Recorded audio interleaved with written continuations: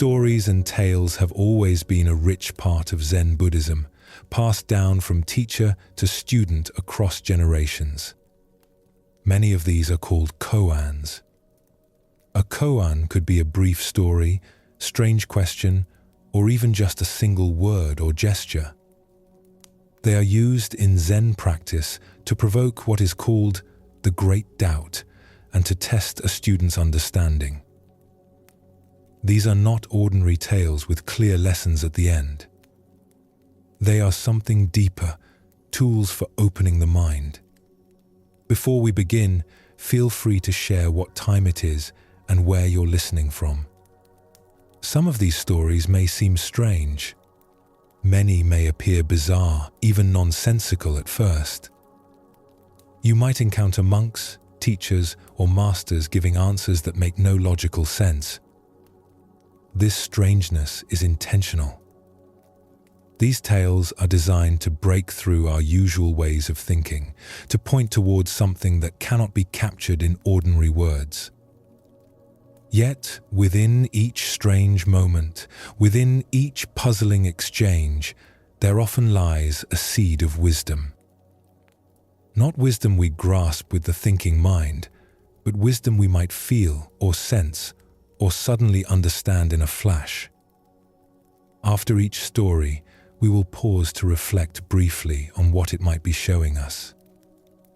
These reflections are offered gently, as possibilities rather than certainties. Your own understanding may differ, and that is perfectly fine. Each person hears these stories in their own way. So settle in. Listen with an open mind and an open heart. Some stories will resonate immediately. Others may reveal their meaning days or even years from now. And some may remain mysteries forever. Thank you for being here. Let's begin our journey together. Two monks, Tanzan and Aikido, walked together along a road thick with mud. Rain continued to fall heavily. As they rounded a corner, they came upon a young woman in fine silk clothing. She stood at the edge of a muddy crossing, unable to pass. Without hesitation, Tanzan approached her. "Come along," he said, and lifted her into his arms. He carried her safely across the mud and set her down on the other side. Aikido walked on in silence. That evening, when they arrived at their lodging, Aikido could no longer contain himself. "We monks are taught not to go near women," he said to Tanzan. "Especially not young and beautiful ones. It is dangerous. Why did you carry her?"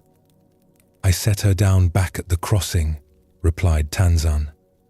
"Are you still carrying her?" This story shows us something about letting go of judgment and worry.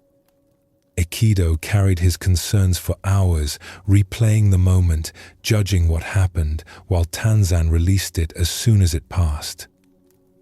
We often do this too, dwelling on things long after they have ended, creating our own mental burden. The woman was set down at the crossing, but Aikido picked her up in his mind and carried her all day. Tanzan helped someone in need, then let the moment complete itself. Sometimes we carry not the weight of our actions, but the weight of our endless thinking about them. In Tokyo during the Meiji era, two teachers lived with opposing ways. Unsho, a Shingon instructor, followed every precept carefully. He never touched alcohol and never ate past 11 in the morning. Tanzan, a philosophy professor, observed no such rules. He ate when hungry and slept when tired, even during the day. One afternoon, Unsho visited Tanzan and found him drinking wine. "Hello, brother," said Tanzan. "Will you join me for a drink?" "I never drink," Unsho declared solemnly. "Someone who does not drink is not even human," said Tanzan. Are you calling me inhuman simply because I refuse an intoxicating drink? Unsho replied with anger. If I am not human, then what am I? A Buddha, answered Tanzan. This story reveals that strict adherence to rules can become another form of attachment. Tanzan points beyond the form to the essence.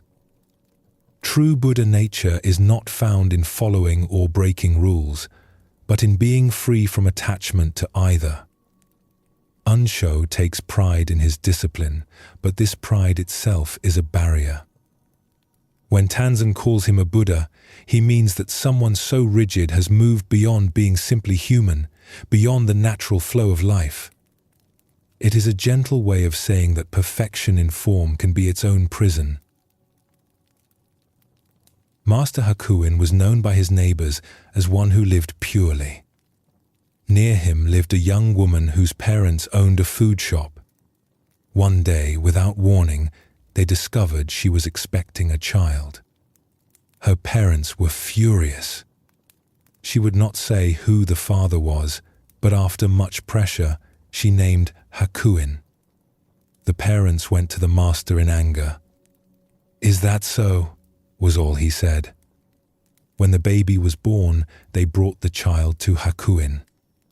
By now, his reputation was ruined, though this did not trouble him. He cared for the infant tenderly, gathering milk and whatever else was needed from the neighbors. A year passed. The young mother could bear it no longer and confessed the truth. The real father was a young worker from the fish market. Her parents immediately went to Hakuin to apologize and ask for the child back. Hakuin agreed without resistance. As he handed over the baby, he said only, "Is that so?" This story shows perfect equanimity in the face of praise and blame. Hakuin remained undisturbed by false accusation and undisturbed by vindication. He simply did what was needed in each moment without clinging to reputation or self. When falsely accused, he said, "Is that so?" When vindicated, he said, "Is that so?" Both responses were the same because his inner peace never wavered. He cared for the child not to prove anything, but because a child needed care. This is the freedom that comes from having no investment in what others think of us. Master Ryokan lived simply in a small hut at the base of a mountain. One night a thief came to his hut, only to find there was nothing worth stealing. Ryokan returned and discovered the intruder. "You have traveled far to visit me," he said to the thief. "You should not leave without something. Please take my clothes as a gift." The thief was confused, but took the clothes and disappeared into the night. Ryokan sat naked beneath the night sky, gazing at the moon. "Poor fellow," he thought. "I wish I could have given him this beautiful moon." This anecdote speaks to the difference between material poverty and spiritual richness. Ryokan possessed nothing, yet lacked nothing. The thief left with clothes, but missed the real treasure, the moon that cannot be stolen, the peace that cannot be taken. Ryokan felt genuine compassion for the thief, wishing he could share what truly mattered. The most valuable things in life cannot be carried away by anyone. They can only be seen and experienced. A person who owns nothing but can enjoy the moon is richer than one who owns everything but cannot see its beauty. 20 monks and one nun named Eshun practiced meditation together under a Zen master. Though her head was shaved and her robes plain, Eshun was lovely. Several monks secretly developed feelings for her. One wrote her a letter asking for a private meeting. Eshun did not reply. The next day, after the master finished his lecture, Eshun stood before the group. she addressed the monk who had written to her directly. "If you truly love me so much," she said, "come and embrace me now, here, in front of everyone." This story reveals the difference between genuine feeling and hidden desire. Eshon's response cuts through the secrecy and brings everything into the open. What cannot be shown in the light often comes from confusion rather than truth. The monk who wrote the letter wanted a private meeting, hidden from others. By asking him to embrace her publicly, Eshon exposes the nature of his feelings. Real love has no need to hide. Her challenge was not cruel but clarifying, showing the monk the difference between authentic connection and secret fantasy. An old woman in China had supported a monk for over 20 years. She built him a small hut and brought him food while he meditated. Finally, she wondered what progress he had made in all this time. To find out, she asked a young woman to help her. "Go and embrace him," she instructed. "Then ask him suddenly, 'What now?'" The young woman went to the monk and caressed him, asking what he would do. "An old tree grows on a cold rock in winter," the monk replied somewhat poetically. "Nowhere is there any warmth?" The young woman returned and told the old woman what happened. "To think I fed that fellow for 20 years?" the old woman said in frustration. He showed no consideration for her needs, no wisdom to explain her situation. He need not have responded with passion, but he should have shown some compassion. She went at once to the hut and burned it to the ground. This koan is subtle and often misunderstood. The monk displayed detachment from desire, but also detachment from genuine human connection and kindness. True realization includes compassion, not just coldness. Wisdom without warmth is incomplete. The old woman was not testing whether he would break his vows, but whether his practice had made him more human or less.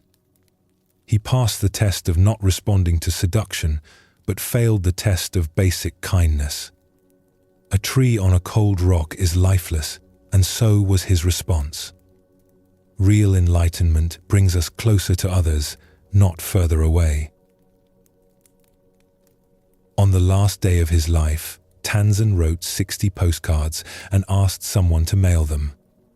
Then he passed away. The cards all read the same message: "I am departing from this world. This is my last announcement. Tanzan, the 27th of July, 1892. This brief anecdote shows the simplicity and directness of one who has lived fully. Tanzan faced death without drama or elaborate preparation. Just as he lived with clarity, he announced his death with clarity. Nothing more needed to be said. There was no fear, no grasping, no need to make it special or significant. He simply informed those who might want to know, as one might announce a journey. Death was neither avoided nor made into something mysterious. It was just the next thing that would happen. In the early days of the Meiji era lived a wrestler named Onami, which means great waves. Onami was powerful and skilled. In private matches, he could even defeat his own teacher, but in public, he became timid and his students would throw him. Onami sought help from a Zen master. He found Hakuju staying at a nearby temple and explained his trouble. "Your name is Great Waves," said the teacher. "Tonight, stay here in the temple and imagine you are those waves. You are not a wrestler who is afraid. You are huge waves that sweep everything before them, swallowing all in their path. Do this, and you will become the greatest wrestler in the land." The teacher left, and Onami sat in meditation. He tried to imagine himself as waves. His mind wandered to many things, but gradually he felt more and more like the waves. As night deepened, the waves grew larger. They swept away the flowers in their vases. Even the Buddha statue was flooded. Before dawn, the temple had become nothing but the ebb and flow of an immense sea. In the morning, the teacher found Onami still meditating, a faint smile on his face. He touched the wrestler's shoulder. "Now nothing can disturb you," he said. "You are those waves. You will sweep everything before you." That same day, Onami entered the wrestling contests and won. After that, no one in Japan could defeat him. This story points to the power of embodying what we truly are rather than fighting against ourselves. Onami's fear came from seeing himself as small and separate. When he realized his true nature as vast and powerful, the fear dissolved. We become what we deeply know ourselves to be. His strength was always there, but his mind created an obstacle. By imagining himself as great waves, he stopped identifying with the small, frightened self. The meditation did not give him power, it removed what was blocking the power he already had. Sometimes we need to remember our own vastness. Master Nanin received a university professor who came to inquire about Zen during the Meiji era. Nanin served tea. He poured his visitor's cup full, then kept pouring. The professor watched the tea overflow until he could no longer stay quiet.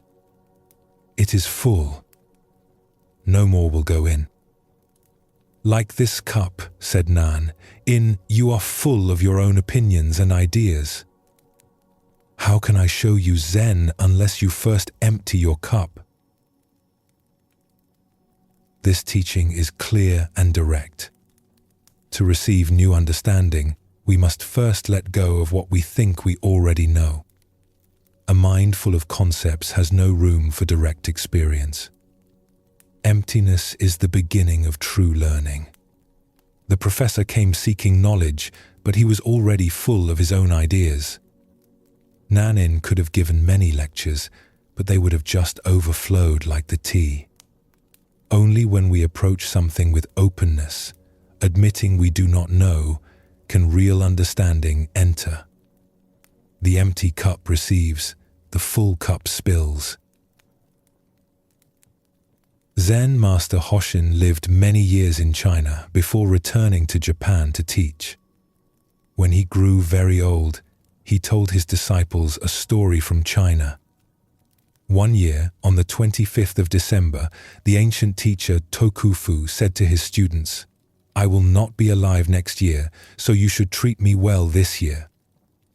The students thought he was joking, but each one took turns hosting him for meals during the remaining days of that year. On the last evening of the year, Tokufu said, "You have been good to me. I shall leave tomorrow afternoon when the snow stops." The disciples laughed, since the night was clear and there was no snow. But at midnight, snow began to fall. The next day they found their teacher had passed away in the meditation hall. After telling this story, Hoshin said to his disciples, "It is not necessary for a Zen master to predict his passing, but if he truly wishes to, he can." "Can you?" someone asked. "Yes," answered Hoshin. "I will show you in 7 days." Most of the disciples forgot about this conversation. 7 days later, Hoshin called them together. "7 days ago," he said, "I told you I was going to leave. It is customary to write a farewell poem, but I am neither poet nor calligrapher. Let one of you write down my last words." Though they thought he was joking, One student prepared to write. "Are you ready?" Hoshin asked. "Yes," the student replied.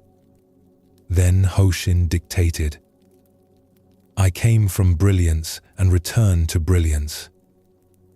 "What is this?" The poem was one line short of the traditional 4 lines.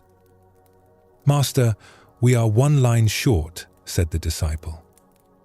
With the roar of a conquering lion, Hoshin shouted one word and was gone.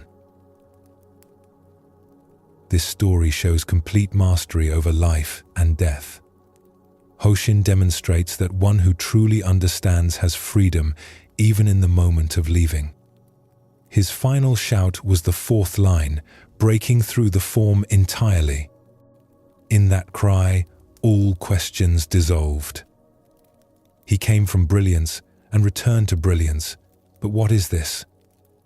The question itself is the answer. By leaving the poem incomplete and then departing with a shout, Hoshin showed that life and death are not bound by our expectations of how things should be. His death was not somber but alive with presence, even in the final moment. As Ninakawa lay dying, Master Ikkyu came to see him. "Would you like me to guide you?" Ikkyu asked. "I arrived in this world by myself, and I will depart by myself," Ninakawa replied. "How could you possibly help me?" "If you believe you truly arrive and depart, you are mistaken," Ikkyu said. "Let me point you toward the way where there is neither arriving nor departing." These words revealed the truth so clearly that Ninakawa smiled and died peacefully. This exchange at death's threshold points to the deepest teaching. Ikkyu offered guidance, testing Ninakawa's understanding. Ninakawa's response showed he grasped the fundamental solitude of existence. We are born alone and die alone. But Ikkyu pushed deeper, challenging even this view. If Ninakawa thought he actually arrived and departed, he remained trapped in dualistic thinking. The way beyond birth and death recognizes that our essential nature never arrives or departs. It exists before birth and persists after death, unchanged by these apparent transitions. What arrives and departs is merely the physical form and temporary identity, but awareness itself is timeless.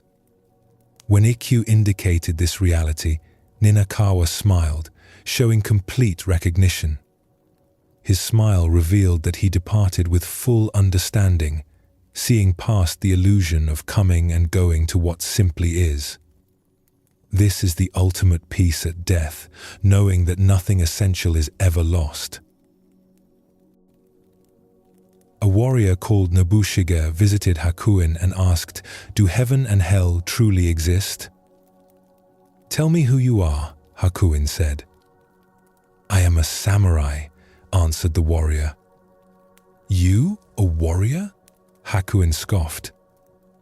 "What lord would employ someone like you as a guard? You look more like a street beggar." Nobushige's anger flared and he reached for his sword, but Hakuin kept going. "Ah, you carry a sword?" "I doubt it is even sharp enough to remove my head." As Nobushige began drawing his blade, Hakuin declared, "Here, the gates of hell swing open. Open." Hearing this, the samurai understood what the master was showing him. He slid the sword back into its sheath and bowed deeply. "And here, the gates of paradise swing open," Hakuin said. This well-known teaching uses demonstration instead of explanation.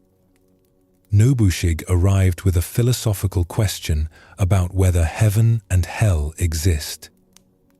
Rather than debate theology, Hakuin revealed the answer through direct experience. By deliberately provoking the proud warrior with insults, he triggered rage and violent intention. As As Nobushige reached for his weapon in fury, Hakuin identified this state as hell, a mind overcome by destructive emotion. When the samurai suddenly grasped the lesson and mastered himself, bowing rather than attacking, Hakuin named this state paradise, a mind that is clear and controlled. Heaven and hell are not destinations after death, but conditions we generate continuously through our mental states. Rage creates hell, awareness creates paradise, and we shift between them from moment to moment. Hakuin gambled his life to deliver this teaching, trusting the warrior would awaken before the blade fell. The lesson was visceral and permanent, far more potent than any intellectual discussion.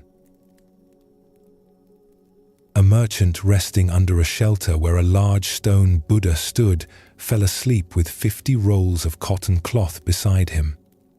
When he awoke, his goods were gone. He reported the theft to the authorities. Judge Oka held a hearing to examine the case. "This stone Buddha must be the thief," the judge declared. "He is meant to protect people, yet he failed in his sacred responsibility. Bring him to court." Officers hauled the statue to the courthouse. A chattering crowd followed, eager to see what punishment the judge would deliver. When Oka took his seat, he scolded the spectators harshly. "How dare you enter this courtroom laughing and making noise? You show contempt for justice and deserve fines and jail." The crowd quickly apologized. "I will fine every one of you," the judge said, "but I will waive the penalty if each person brings 1 roll of cotton to this court within 3 days. Those who fail will be arrested."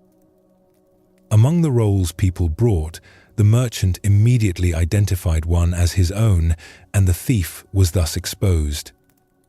The merchant got his goods back, and the other rolls were returned to those who brought them. This clever tale demonstrates wisdom disguised as foolishness. Judge Oka knew perfectly well that a stone statue stole nothing, but he used this absurd charge to catch the actual criminal. By prosecuting the Buddha, he created a bizarre spectacle that drew many onlookers. Somewhere in that crowd stood the real thief, unable to resist watching the strange proceedings. By fining everyone for contempt and demanding each person produce a roll of cotton, the judge forced the thief to bring stolen merchandise. When the merchant spotted his own cloth, the guilty party was revealed. What seemed like judicial madness was actually an elegant trap. The judge solved the crime without interrogations or torture, simply by creating circumstances that made the thief identify himself. The story celebrates intelligence that operates indirectly, reaching its goal through unexpected paths. Sometimes the most effective solutions approach problems from surprising angles rather than confronting them head-on. 59. Soldiers of humanity. During military training exercises, army officers established temporary headquarters in Gassan's temple. Gassan instructed his cook, "Serve the officers the same plain food we eat ourselves." This upset the military men, who expected respectful treatment. One officer confronted Gassan. "Do you know who we are?" "We are soldiers who risk our lives for this nation. Why do you refuse to honor us properly?" Gassan replied sternly, "Do you know who we are? We are soldiers of all humanity, working to liberate every living being." This brief confrontation reveals 2 distinct views of service and sacrifice. The military officers believed their willingness to die for their country entitled them to special privileges. From their viewpoint, national defense represented the highest calling. Gassan did not diminish their commitment, but situated it within a broader framework. Monks are also warriors, fighting not for a single nation but for all creatures. Their battlefield is human consciousness, striving to end suffering everywhere. This mission carries equal weight and danger to military duty. By naming himself a soldier of humanity, Ghassan claimed the same standing as the officers. He suggested that serving all beings deserves at least as much respect as serving one country. The teaching implies that genuine worth stems not from worldly authority or conventional status, but from the breadth and depth of one's compassion. Both soldiers and monks dedicate themselves to service, but the monk's work aims toward a freedom that crosses all borders. Zenkai, son of a samurai, went to Edo and entered service with a high-ranking official. He developed feelings for the official's wife, and they were caught. Defending himself, he killed the official. He escaped with the woman. They survived as thieves for a time. But her greed eventually disgusted him. Abandoning her, he traveled to distant Buzen province and became a wandering monk. To make amends for his violent past, Zenkai committed himself to performing one great beneficial act. He knew of a treacherous mountain road where many travelers had died or been injured. He decided to carve a tunnel through the mountain. By day he begged for food, by night he dug. After 30 years, the tunnel measured 2,280 feet long, 20 feet high and 30 feet wide. 2 years before completion, the son of the man he had killed tracked him down. This son was an expert swordsman who came seeking vengeance. "Take my life gladly," Zenkai said. "Just allow me to finish this tunnel first. When it is done, you may kill me." The young swordsman agreed to wait. Months passed with Zenkai continuing his labor. Growing restless with waiting, the son began assisting with the digging. After helping for over a year, he developed deep respect for Zenkai's determination and character. Finally, the tunnel was complete and travelers could pass through safely. "Strike me down now," Zenkai said. "I have finished my task." "How can I kill my own teacher?" the young man asked through tears. This story illustrates how authentic repentance transforms not only the guilty, but everyone around them. Zenkai's youth was stained by desire, murder, and theft. Rather than merely expressing regret, he devoted his entire remaining life to creating lasting value for others. 3 decades of solitary tunneling through rock represents almost inconceivable dedication. When his victim's son arrived for revenge, Zenkai neither ran nor resisted. He acknowledged he deserved death, but requested only the chance to complete his service.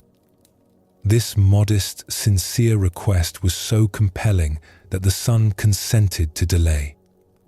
By joining the work, the son began seeing Zenkai not as his father's killer, but as a person of remarkable resolve. A year of working together forged a bond deeper than the thirst for vengeance. When the tunnel opened, the son could no longer execute someone he had come to admire and call teacher. Zenkai had converted his shame into service, and through that service, changed his enemy into his disciple. Real atonement is not about suffering punishment, but about generating more benefit than the injury we caused. Banzan was walking through a marketplace when he overheard an exchange between a customer and a butcher. "Give me your best piece of meat," the customer said. "Everything in my shop is best," the butcher replied. "You cannot find any piece here that is not the best." Hearing these words, Banzan became enlightened. This anecdote captures a sudden awakening triggered by ordinary words. The butcher was not teaching philosophy, simply stating a fact about his shop. Perhaps he meant that he kept only quality meat, or perhaps he was refusing to judge one piece above another. Whatever he meant practically, Banzan heard something deeper. If everything is best, then there is no best and no worst, no better and no worse. The mind that constantly compares and ranks, seeking the superior and avoiding the inferior, creates its own suffering. When the butcher said everything is best, he pointed beyond discrimination to a reality where each thing is simply what it is, complete and whole. Banzan recognized in that moment that life itself, exactly as it is, lacks nothing. We create hierarchy and preference, but reality knows no such distinctions. Each moment, each thing, each person is the best, because there is no other standard against which to measure. A lord came to Takuan, a Zen teacher, asking for advice. His days felt endlessly long as he sat in his office, receiving the formal respect of others. How might he pass the time? Takuan wrote 8 characters in Chinese and gave them to him. Not twice this day. Inch time foot gem. Meaning, this day will not come again. Each minute is worth a priceless jewel. This teaching addresses the Lord's question by completely reversing his perspective. The Lord asked how to pass time as if time were a burden to be gotten through. Takuan showed him that time is the most precious thing we have. Each moment that passes will never return. An inch of time is worth more than a foot of jade. When we wish time away, hoping for something different, we throw away jewels. The Lord felt his days were too long, but this was because he was not truly present in them. If he recognized the unrepeatable nature of each moment, his question would dissolve. The issue was not how to pass time, but how to stop wasting it through inattention. Even sitting still in formal reception could be experienced as precious if he brought full awareness to it. Takuan gave him not a technique to make time pass faster, but a way to make each moment count. Mokusen Hiki lived at a temple in Tamba province. One of his students came to complain about his wife's stinginess. Mokusen went to visit the wife. Standing before her, he held up his closed fist in front of her face. "What do you mean by that?" she asked, surprised. "Suppose my hand were always like this," he said. "What would you call it?" "Deformed," the woman answered. Then Mokusen opened his hand completely flat before her face. "Suppose it were always like this instead," he asked. "What then?" "Another kind of deformity," she replied. "If you understand that much," said Mokusen, "you are a good wife." Then he left. After his visit, the wife helped her husband both save and share their wealth. This teaching uses the hand as a perfect metaphor for balance. A fist that never opens cannot receive or give. A hand that never closes cannot hold or keep anything. Both extremes are deformities, unnatural and limiting. The woman was being too tight-fisted, always closed, never giving. But Mokusen did not simply tell her to open her hand constantly, which would be equally unbalanced. A healthy hand opens and closes as needed, holding what should be held and releasing what should be released. The wife grasped this immediately, showing she had wisdom. After understanding, she naturally found the middle way, helping her husband both save and distribute their resources. True generosity is not about giving everything away foolishly, but knowing when to hold and when to let go. The teaching shows that virtue lies not in rigid rules, but in natural flexibility. Mokugen was never seen to smile throughout his life. When his final day came, he spoke to his disciples. "You have studied with me for more than 10 years, he said. "Show me now your true understanding of Zen. Whoever demonstrates most clearly will become my successor and receive my robe and bowl." Everyone looked at Mokugen's stern face, but no one spoke. Enko, who had been his student the longest, moved close to the bedside. He pushed the medicine cup forward a few inches. That was his answer. Mokugen's face grew even more severe. "Is that all you understand?" he asked. Encho reached out and pulled the cup back to where it had been. A radiant smile spread across Mokugen's face. "You rascal," he said to Encho. "You have been with me 10 years and still have not seen my whole body. Take the robe and bowl. They belong to you." This koan is subtle and mysterious. Encho's first gesture of pushing the cup forward seemed incomplete to his master. Perhaps it showed only one half of reality, the movement outward, the doing. When Mokugen challenged him, Encho immediately pulled the cup back, showing the complementary movement, the undoing, the return. Together, the two gestures demonstrated the complete cycle of action and return, giving and taking back, going out and coming home. This brought Mokugen's first and only smile, because Enko showed he understood not just movement, but the entire circle of change.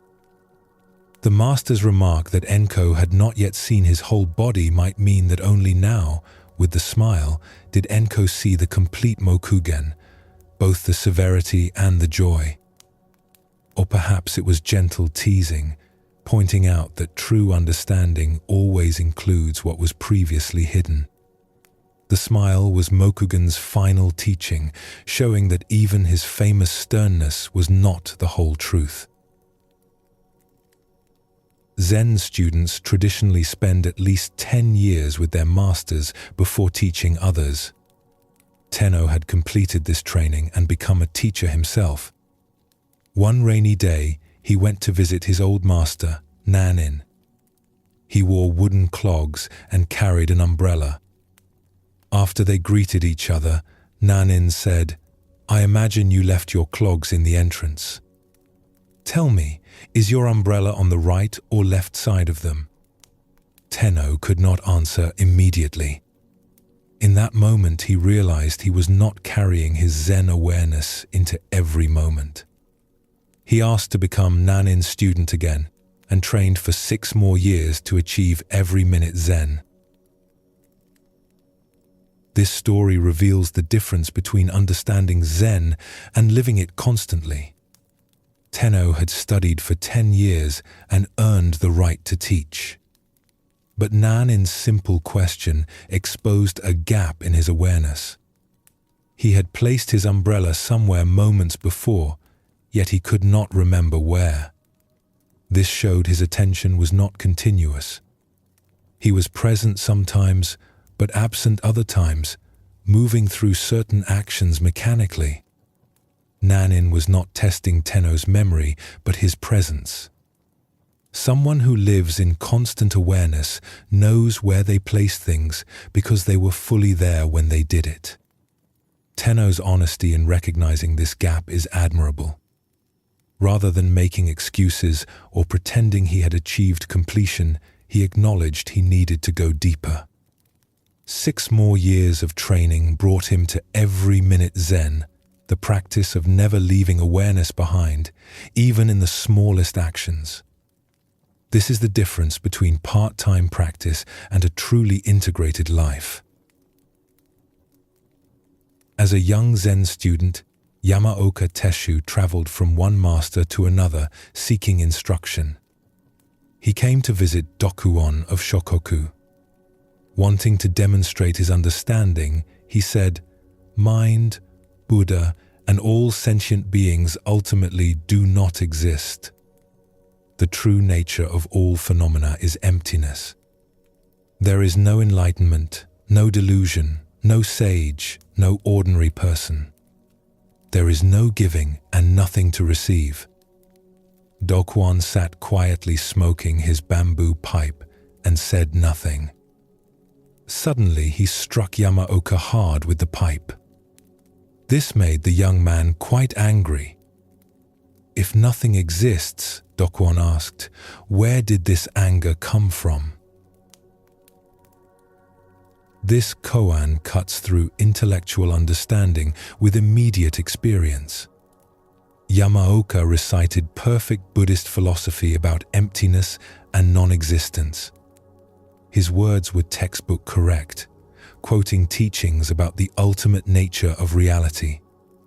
But Dokuon saw that these were borrowed concepts, not lived realization. The pipe strike was sudden and painful, provoking an instantaneous, angry response. Yamaoka's anger revealed the gap between what he could say and what he actually understood.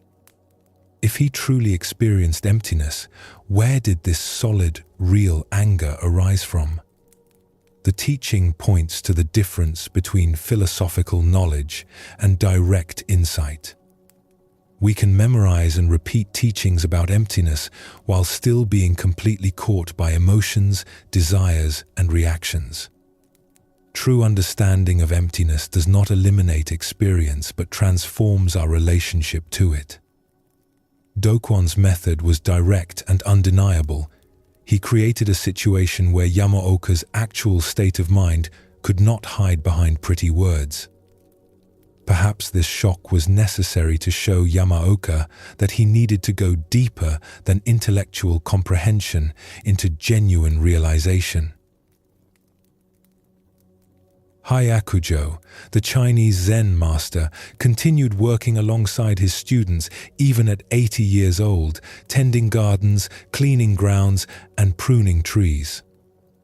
His students felt sad watching their elderly teacher labor so hard, but they knew he would not listen if they asked him to rest. So they hid his tools. That day the master did not eat. The next day he did not eat. Nor the day after that. Perhaps he is upset that we hid his tools, the students thought. We should return them. The day they brought the tools back, the teacher worked and ate as before. That evening he taught them, no work, no food.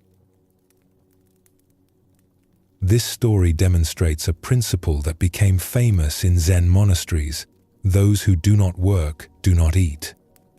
Hyakujo's students meant well by hiding his tools, concerned about an 80-year-old man doing physical labor. But their teacher refused to become a burden or accept special treatment based on age. By not eating when he could not work, he made his position clear without lengthy explanation. The principle honors the dignity of contribution. Everyone who can work should work, and everyone who works deserves to eat. This is not harsh, but egalitarian. The teacher holds himself to the same standard as his students. From a Zen perspective, work is not separate from practice. Tending gardens and cleaning grounds are as much spiritual training as sitting in meditation. Physical labor keeps us grounded, connected to practical reality, and contributing to the community. Hyakujo's refusal to eat until he could work again shows that practice is not about comfort or privilege, but about full participation in life. The teaching suggests that being useful, remaining active, and contributing what we can offers more dignity than being protected and pampered. Long ago in China, there were two friends, one who played the harp with great skill and one who listened with equal skill. When the musician played or sang about a mountain, the listener would say, "I can see the mountain before us." When the musician played about water, the listener would exclaim, "Here is the running stream." But one day, the listener fell ill and died. The musician cut the strings of his harp and never played again. Since that time, cutting harp strings has been a sign of profound friendship. This brief tale speaks to the depth of true understanding between people. The musician played, and the listener heard not just notes but complete visions, mountains and streams coming alive through sound. This was not ordinary listening, but perfect comprehension, where one person's expression was completely received by another. When such a listener dies, the music becomes pointless. What use is playing if no one truly hears?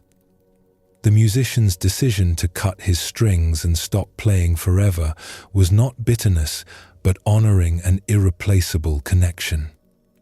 He would not devalue their relationship by trying to find another listener or playing for lesser understanding.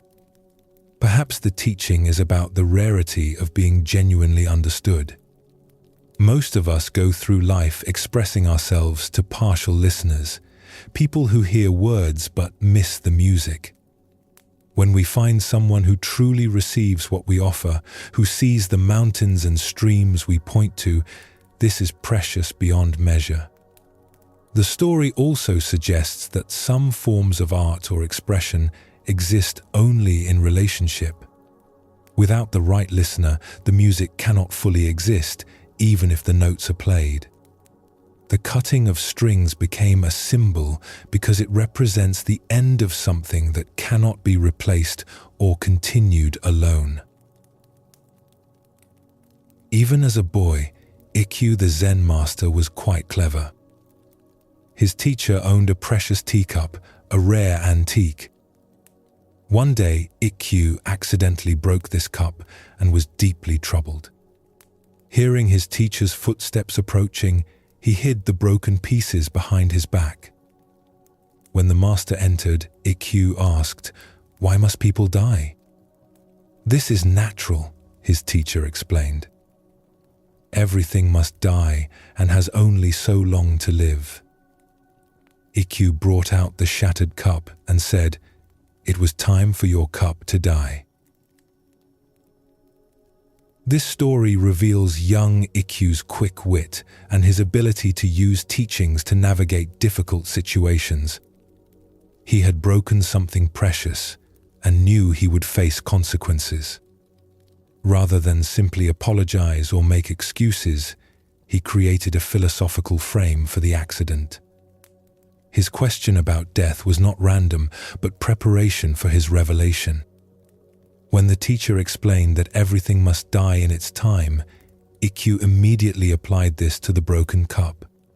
The logic is impeccable. If all things must die, then the cup's breaking was simply its time to die. Whether this satisfied the teacher or merely disarmed his anger, we are not told. The story is humorous, but also points to genuine understanding. Young Ikkyu grasped that impermanence applies to all things, not just living beings.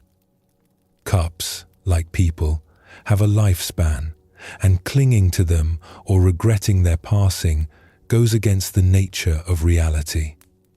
From a Zen perspective, this shows that teachings about impermanence are not abstract, but apply to every situation, even a boy's broken teacup. Perhaps the deeper lesson is that understanding the Dharma means being able to see it everywhere, even in our mistakes and accidents. Zen masters give private guidance to students in secluded rooms where no one else may enter. Mokurai, the Zen master at Kenin Temple in Kyoto, enjoyed speaking with merchants and newspaper people as much as with his students. A certain tub maker, who was barely literate, used to visit often. He would ask simple questions of Mokurai, share tea, and then leave. One day, while the tub maker was there, Mokurai needed to give private instruction to a student. He asked the tub maker to wait in another room. "I understand you are a living Buddha," the tub maker protested. "Even the stone Buddha statues in the temple never turn away the many people who come before them together. Why should I be excluded?" Mokurai had to conduct his private teaching outside instead. This anecdote reveals an unexpected teaching from an unlikely source. The tub maker was nearly illiterate and asked what others might call foolish questions. He would seem to be someone who received teaching, not someone who gave it. Yet when asked to leave so Mokurai could meet privately with a formal student, the tub maker raised a profound objection. If Mokurai was truly a living Buddha, should he not be like the stone Buddhas who are available to everyone simultaneously? Why create hierarchies and exclusions? The stone Buddhas in temples never say, "Go away, I am busy with someone more important." They remain present for all who come, whether one person or a crowd. Perhaps the tub maker's point was so sharp that Mokurai recognized his own attachment to conventional forms of teaching. Private instruction is traditional, but is it always necessary? By taking his student outside, rather than insisting the tub maker leave, Mokurai acknowledged the truth in the simple man's words. The story suggests that wisdom can come from anywhere, and that sometimes those who seem least educated can see most clearly. The tub maker's understanding that a living Buddha should be as available as a stone, one challenges our assumptions about teaching, status, and accessibility. Emperor Goyose studied Zen with Gudo. One day he asked, "In Zen we say this very mind is Buddha. Is this teaching correct?" Gudo replied, "If I answer yes, you will believe you understand when you do not. If I answer no, I contradict something many people grasp quite well." On another occasion, the emperor asked, "Where does an enlightened person go after death?" Gudo answered, "I do not know." "Why do you not know?" the emperor pressed. "Because I have not yet died," Gudo said. The emperor hesitated to ask more about matters his mind could not comprehend. So Gudo struck the floor with his hand as if to wake him. In that moment, the emperor awakened. After this realization, the emperor held even deeper respect for Zen and for old Gudo. He even allowed Gudo to wear his hat indoors during winter at the palace. When Gudo grew past 80, he would sometimes fall asleep while giving lectures. The emperor would quietly slip away to another room so his beloved teacher could rest as his aging body needed. This story shows teaching that refuses to give easy answers. When the emperor asked if mind is Buddha, Gudo could not simply confirm or deny it. Either answer would be misleading because the question itself came from intellectual understanding rather than direct experience. The second question about where the enlightened go after death received an equally puzzling response. Gudo's admission that he did not know was not ignorance, but honesty. How can anyone speak with certainty about what they have not experienced? Perhaps the teaching is that some questions cannot be answered with words, only with realization. When the emperor reached the limits of conceptual understanding, Gudo struck the floor, jolting him out of thinking mind into direct awareness. The emperor's enlightenment came not from receiving answers, but from the collapse of his need for answers. The affection shown afterward, the hat in winter, and the quiet departures during naps reveal a relationship transformed from formal student-teacher to genuine love and care. a great warrior named Nobunaga prepared to attack an enemy force 10 times larger than his own army. He felt certain of victory, but his soldiers were afraid. Along the way, they stopped at a Shinto shrine. Nobunaga told his men, "After I pray at the shrine, I will flip a coin. If it shows heads, we will win. If tails, we will lose. Our fate rests in destiny's hands." Nobunaga entered the shrine and prayed silently. He emerged and tossed the coin. Heads appeared. His soldiers became so confident that they fought with tremendous spirit and won easily. "No one can alter the hand of destiny," his attendant said after the battle.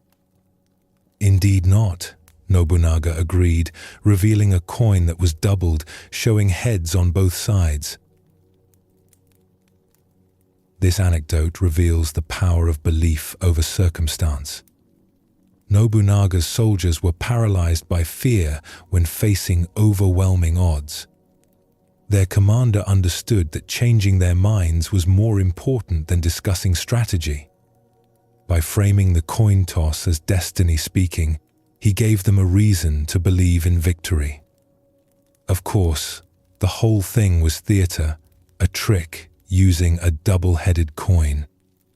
Yet the trick worked because the soldiers' belief transformed their fighting spirit. The story raises interesting questions about ends and means. Nobunaga manipulated his men, yet this manipulation saved their lives by giving them confidence. Was the deception justified by the outcome? Perhaps the teaching is that sometimes leadership requires creating the conditions for success, even if those conditions are partly illusion. Or perhaps it suggests that what we call destiny or fate is often just human will cleverly disguised. Either way, the soldiers won not because destiny favored them, but because they believed it did. Gassan spoke to his students one day about different forms of destruction. "Those who oppose killing and wish to protect all conscious beings are correct," he said. "It is good to preserve even insects and animals. But what about people who kill time? What about those who destroy wealth or those who ruin political order? We should not ignore them. And what about someone who teaches without enlightenment? That person is killing Buddhism itself." This teaching expands the concept of harm beyond physical violence. Gassan began by affirming the Buddhist precept against killing, the protection of all life. Then he pointed to subtler forms of destruction that receive less attention. Wasting time kills possibility and potential. Squandering resources harms everyone who might have benefited from them. Corrupting governance destroys social order and trust. His final point is perhaps the sharpest. Teaching without true understanding kills the very thing being taught. When someone who has not realized the Dharma tries to transmit it, they spread not wisdom, but confusion dressed as wisdom. This may be the most dangerous killing of all, because it masquerades as benefit. False teaching inoculates people against true teaching, satisfying their spiritual hunger with empty words. The story suggests we should examine not just our obvious harmful actions, but the hidden ways we destroy value, time, order, and truth. Perhaps Gassan was warning his own students to practice deeply before presuming to teach others. Gassan was invited to conduct the funeral ceremony for a provincial lord. He had never been in the presence of nobility before and felt anxious. As the ceremony began, Gassan sweated profusely. Afterward, returning home, he called his students together. Kasan admitted he was not yet qualified to teach because he lacked the same inner calm among the famous that he had in his secluded temple. He resigned his position and became the student of another master. 8 years later, he returned to his former students fully enlightened. This brief story demonstrates remarkable honesty and humility. Many teachers would have hidden their nervousness or made excuses for sweating during the ceremony. Kasan instead recognized it as a sign of incomplete realization. True understanding should remain steady whether in a quiet temple or before powerful lords. If his composure depended on external circumstances, his attainment was conditional and therefore incomplete. Rather than continue teaching in this state, he had the courage to step down and return to being a student. This must have been difficult, admitting inadequacy after having been recognized as a teacher. 8 more years of practice brought him to genuine stability, equanimity that did not waver based on who was watching. The teaching suggests that real mastery is tested not in ideal conditions but in challenging circumstances. If our peace exists only in peaceful settings, it is not true peace. Kasan's willingness to start over rather than fake completion shows the integrity required for authentic spiritual development. A young woman lay dying and spoke to her husband. "I love you so deeply," she said, "that I cannot bear to leave you. Promise you will not go to another woman. If you do, I will come back as a ghost and make your life miserable."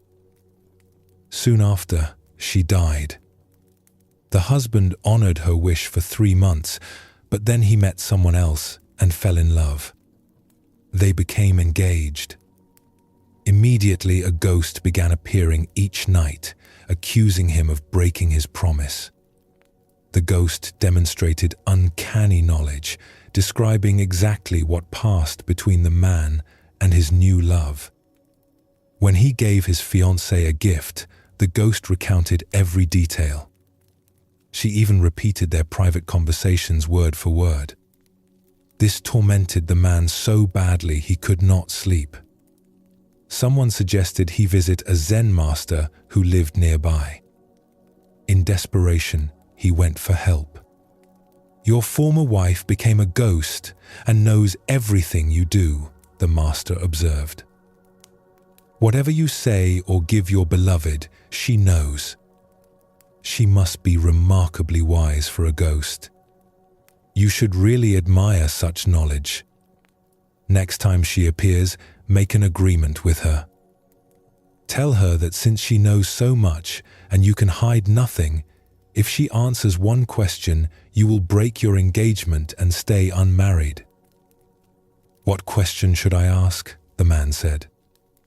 The master replied, "Take a large handful of soybeans and ask her to tell you exactly how many beans you hold. If she cannot answer, you will know she is only a creation of your imagination, and she will trouble you no more." That night, when the ghost appeared, the man flattered her intelligence. "Indeed, I know everything," the ghost replied, "and I know you visited that Zen master today." "Since you know so much," the man demanded, "tell me how many beans I hold in my hand." The ghost vanished and never returned. This story is both psychologically astute and mysteriously effective.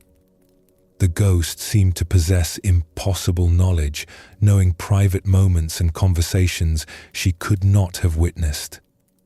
Yet, the Zen master immediately understood something the haunted man could not see.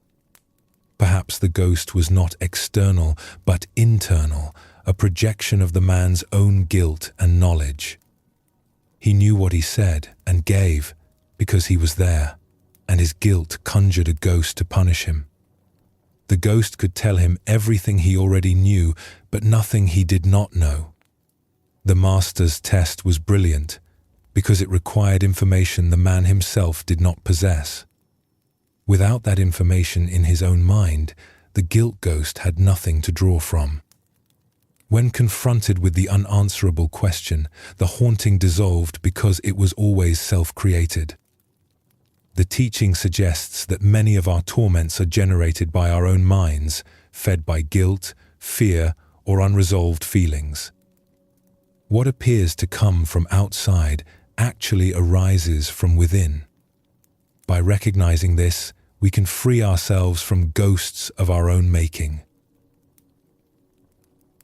Getten, a Zen master who lived during the later Tokugawa period, used to say there are 3 types of disciples. Some impart Zen to others, he would explain. Some maintain the temples and shrines. And then there are the rice bags and clothes hangers. Gasan expressed a similar idea. When he trained under Tekisui, his teacher was extremely strict. Sometimes he even struck him. Other students could not bear this harsh treatment and left. Gasan stayed, saying, "A weak disciple uses a teacher's reputation. A decent disciple appreciates a teacher's kindness. A strong disciple grows through a teacher's discipline." This teaching divides students into categories based on what they bring to practice. The first 2 types contribute something valuable, either teaching others or maintaining the physical spaces of practice. But the third type, rice bags and clothes hangers, are merely passive recipients. They consume resources and take up space without giving anything back or growing themselves. Gasan's edition refines this understanding further. The poorest students use their teacher's fame for their own benefit without real learning.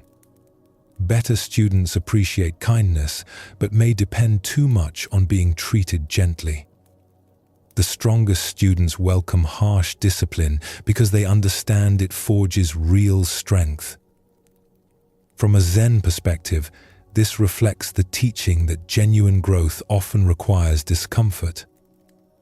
We cannot develop resilience, depth, or true understanding if we only accept pleasant experiences. Gasan's willingness to endure strikes while others quit showed his commitment to transformation over comfort. The teaching challenges students to examine which type they are, those who contribute and grow, or those who simply take up space. A respected Japanese poet was asked to explain how to compose a Chinese poem. The typical Chinese poem has 4 lines, he said. The first line presents the opening phrase. The second line continues that phrase. The third line shifts away from this subject and introduces something new. The fourth line brings all 3 previous lines together. A well-known Japanese song demonstrates this structure. 2 daughters of a silk merchant live in Kyoto. The elder is 20, the younger, 18. A soldier may kill with his sword, but these girls slay men with their eyes. This brief teaching about poetic structure offers a glimpse into how Eastern poetry achieves its effects. The first 2 lines establish a scene or image, building it carefully. The third line appears to change direction entirely, introducing what seems unrelated. Then the final line reveals the connection, showing how the separate elements illuminate each other. The example poem follows this pattern precisely. It begins by introducing 2 young women, giving their ages and location. Then it shifts abruptly to soldiers and swords. The final line connects them through metaphor. The girl's beauty is as deadly as a blade. This structure creates surprise and delight. The mind works to bridge the apparent gap between the third and first lines. Perhaps this relates to Zen teaching methods, which often juxtapose seemingly unrelated things to provoke insight. The mind-seeking connection between disparate elements can suddenly grasp something beyond logical explanation. Poetry and koans both rely on this leap, the moment when separate things reveal their hidden unity. Zen teachers train their young students to express themselves clearly. 2 temples each had a child prodigy. Each morning when one child went to get vegetables, he would encounter the other along the path. "Where are you going?" one would ask. "I am going wherever my feet take me," the other would answer. This response confused the first child, who asked his teacher for help. "Tomorrow morning," his teacher instructed, "ask him the same question. When he gives the same answer, say to him, 'Suppose you have no feet, then where are you going?' That will defeat him." The children met again the next morning. "Where are you going?" the first child asked. "I am going wherever the wind carries me," the other replied. This stumped the first child again, who reported his defeat to his teacher. "Ask him where he would go if there were no wind," the teacher suggested. On the 3rd day, the children met once more. "Where are you going?" the first child asked. "I am going to the market to buy vegetables," the other replied. This playful story reveals the limitations of prepared responses and clever strategies. The first child's teacher kept giving him weapons for the next encounter, responses designed to trap his opponent. But the second child was not following a script. He responded freshly each time. When asked about feet, he shifted to wind. When the trap was set for wind, he abandoned poetic answers entirely and gave a simple, practical response. This demonstrates an important Zen principle. Genuine understanding is spontaneous, not mechanical. The first child was trying to win through technique, using borrowed wisdom from his teacher. The second child was simply responding naturally to each situation as it arose. By the 3rd encounter, he saw through the game entirely and answered with direct simplicity. Perhaps the teaching is that real Zen dialogue cannot be won through clever preparation. It requires being fully present, responding from what is actually happening rather than from what we have rehearsed. The second child's final answer was perfect because it abandoned the philosophical contest and returned to ordinary reality. He was simply going to buy vegetables. Tangen had studied with Sengai since he was a child. When he reached 20, he wanted to leave and visit other teachers for comparison, but Sengai refused permission. Every time Tangen raised the subject, Sengai would strike him on the head. Finally, Tangen asked a senior student to request permission on his behalf. This older student spoke to Sengai and then told Tangen, "It is settled. I have arranged for you to begin your pilgrimage immediately." Tangen went to Sengai to thank him for allowing him to go. The master responded by striking him on the head again. When Tangen mentioned this to his senior brother, the older student said, "What is this?" Sengai has no right to give permission and then change his mind. "I will speak to him about it." He went to confront the teacher. "I did not withdraw my permission," Sengai explained. "I simply wanted to give him one final blow to the head. When he returns, he will be enlightened, and I will not be able to scold him anymore." This story shows a teacher's mixed feelings about a student's departure and maturation. Sengai had raised Tangen from childhood, guiding him with a firm hand, literally striking him whenever he suggested leaving. When he finally granted permission, he could not resist one last correction. His explanation reveals deep affection beneath the rough treatment. He knew that Tangen would return transformed, beyond the reach of a teacher's discipline. Enlightenment changes the relationship between teacher and student. They become more like equals. Sengai's final strike was not anger, but a kind of goodbye, a last exercise of authority before Tangen moved beyond it. Perhaps there is sadness in this, the recognition that successful teaching means the student eventually no longer needs correction. From a Zen perspective, this also reflects the understanding that enlightenment does not mean perfection in conventional terms.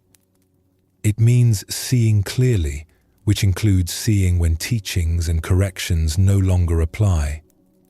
The teacher who has brought a student to this point must let go, even if it means losing the ability to guide them further. Sengai's final rap was both gift and farewell, a last moment of the old relationship before the new one began. Matajuro Yagyu was the son of a renowned swordsman. His father, believing his son's ability was too mediocre to achieve mastery, disowned him. Matajuro traveled to Mount Futara and found the famous swordsman Banzo. But Banzo agreed with his father's assessment. "You wish to learn swordsmanship from me?" Banzo asked. "You cannot meet the requirements." "But if I work diligently, how many years will it take to become a master?" the young man persisted. "The rest of your life," Banzo replied. "I cannot wait that long," Matajuro said. "I am willing to endure any hardship if you will teach me. If I become your devoted servant, how long might it take?" "Oh, perhaps 10 years, Banzo conceded. "My father is growing old and soon I must care for him," Matajuro continued. "If I work much more intensely, how long would it take?" "Oh, perhaps 30 years, said Banzo. "Why is that?" asked Matajuro. "First you say 10 and now 30 years. I will undergo any hardship to master this art in the shortest time." "Well," said Banzo, "in that case you will need to stay with me for 70 years. A person in such a hurry to see results seldom learns quickly." "Very well," the young man said, understanding at last that he was being corrected for his impatience. "I agree." Matajuro was instructed never to speak of swordsmanship and never to touch a sword. He cooked for his master, washed dishes, made his bed, cleaned the yard, tended the garden, all without a word about the art. 3 years passed this way. Still, Matajuro worked on. Thinking of his future, he felt discouraged. He had not even begun learning the art he had devoted his life to. But one day Banzo crept up behind him and struck him hard with a wooden sword. The next day, while Matajuro was cooking rice, Banzo sprang upon him again without warning. After that, day and night, Matajuro had to defend himself from sudden attacks. Not a moment passed when he did not have to stay aware of Banzo's wooden blade. He learned so rapidly that his master began to smile. Matajuro became the greatest swordsman in the land. This story reveals how true mastery develops through constant awareness rather than technical practice. Matajuro arrived with impatience, wanting quick results and measurable progress. Banzo deliberately increased the time estimate with each request for speed, teaching that urgency itself is the obstacle. For 3 years, Matajuro did menial work without touching a sword, learning nothing obvious about swordsmanship. This must have been frustrating and confusing. Then Banzo began his real teaching, random attacks that could come at any moment. Matajuro had to develop complete, continuous awareness. While cooking, cleaning, sleeping, he had to remain alert for the taste of Banzo's sword. This unrelenting vigilance trained him far more effectively than formal practice could have. His body learned to respond instantly, without thinking, because thinking was too slow. From a Zen perspective, this method cultivates the kind of awareness that extends to all of life, not just swordsmanship. When we are completely present in every moment, not distracted by thoughts of past or future, we respond perfectly to whatever arises. Matajuro's greatness came not from technique drills, but from learning to be totally awake. The story suggests that mastery in any field requires this quality of attention, and that it cannot be rushed or achieved through conventional training alone. Students of the Tendai school practiced meditation before Zen came to Japan. 4 close friends among them made a pact to observe 7 days of complete silence. The first day passed quietly for all of them. Their meditation began well, but as night fell and the oil lamps grew dim, one student could not stop himself from calling to a servant, "Fix those lamps." The second student was shocked to hear the first one speak. "We are not supposed to say anything," he remarked. "You two are foolish," said the third. "Why did you talk?" "I am the only one who has not spoken," concluded the fourth student. This humorous tale illustrates how difficult it is to maintain practice when we become self-conscious about it. The first student broke silence out of simple habit and concern for the lamps. The second broke it by pointing out the first one's failure, thinking himself helpful. The third broke it by criticizing both of them, believing himself superior. The fourth broke it by congratulating himself on his success, which of course ended his success immediately. Each student thought they had a good reason to speak, but this is precisely the problem. The mind always provides justifications for breaking our commitments. From a Zen perspective, this also points to the trap of spiritual pride. The moment we notice we are doing well at practice, we have fallen into self-observation, which separates us from the practice itself. True silence is not maintained by watching ourselves stay silent. It happens when we forget about silence altogether and simply are silent. The fourth student's declaration of victory was his defeat, because genuine attainment never announces itself. 2 Zen teachers, Daigu and Gudo, received an invitation to visit a lord. When they arrived, Gudo said to their host, "You are naturally wise and have an innate capacity to learn Zen." "Nonsense," Daigu interrupted. "Why are you flattering this blockhead? He may be a lord, but he knows nothing about Zen." Instead of building a temple for Gudo, the Lord built one for Daigu and studied with him. This brief story reveals the value of honesty over flattery. Gudo tried to win the Lord's favor through compliments about his natural wisdom and ability. This is a common approach when dealing with powerful people. Tell them what they want to hear. Daigu took the opposite path, bluntly calling the Lord a blockhead to his face. This was risky, as insulting nobility could have serious consequences. Yet the Lord recognized something important in Daigu's rudeness. Someone who flatters is trying to get something, revealing their own need and weakness.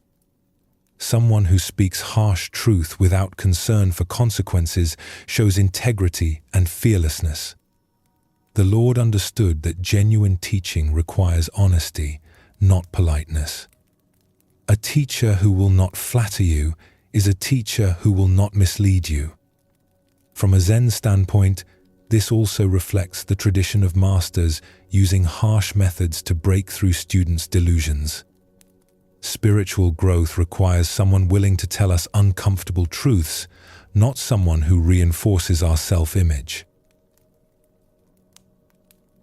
Zen students traditionally take a vow that even if their teacher kills them, they will continue learning. Usually, they cut a finger and seal this promise with blood.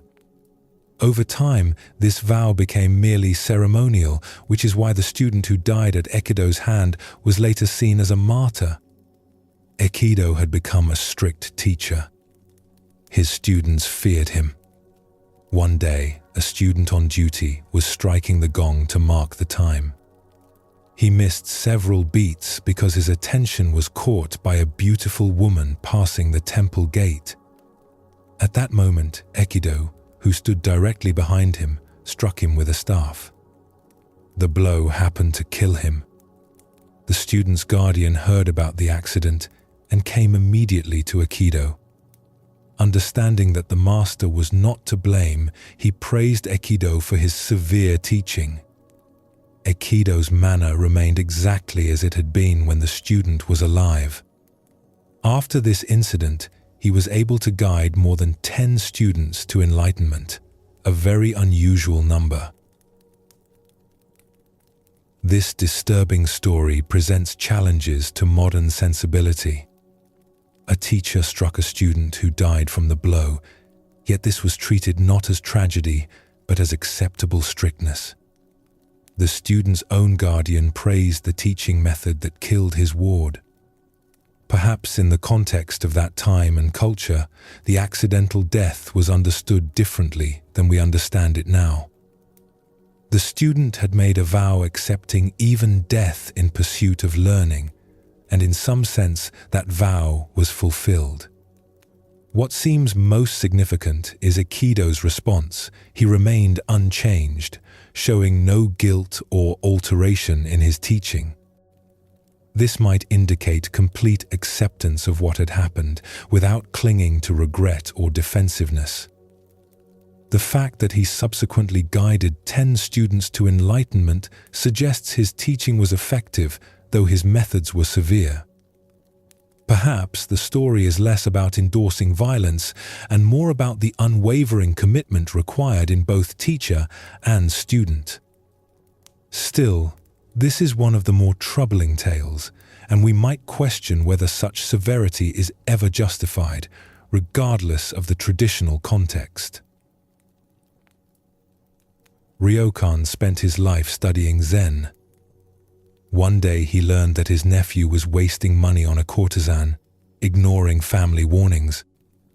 The nephew had assumed Ryokan's role managing the family estate, and the property was at risk of being squandered.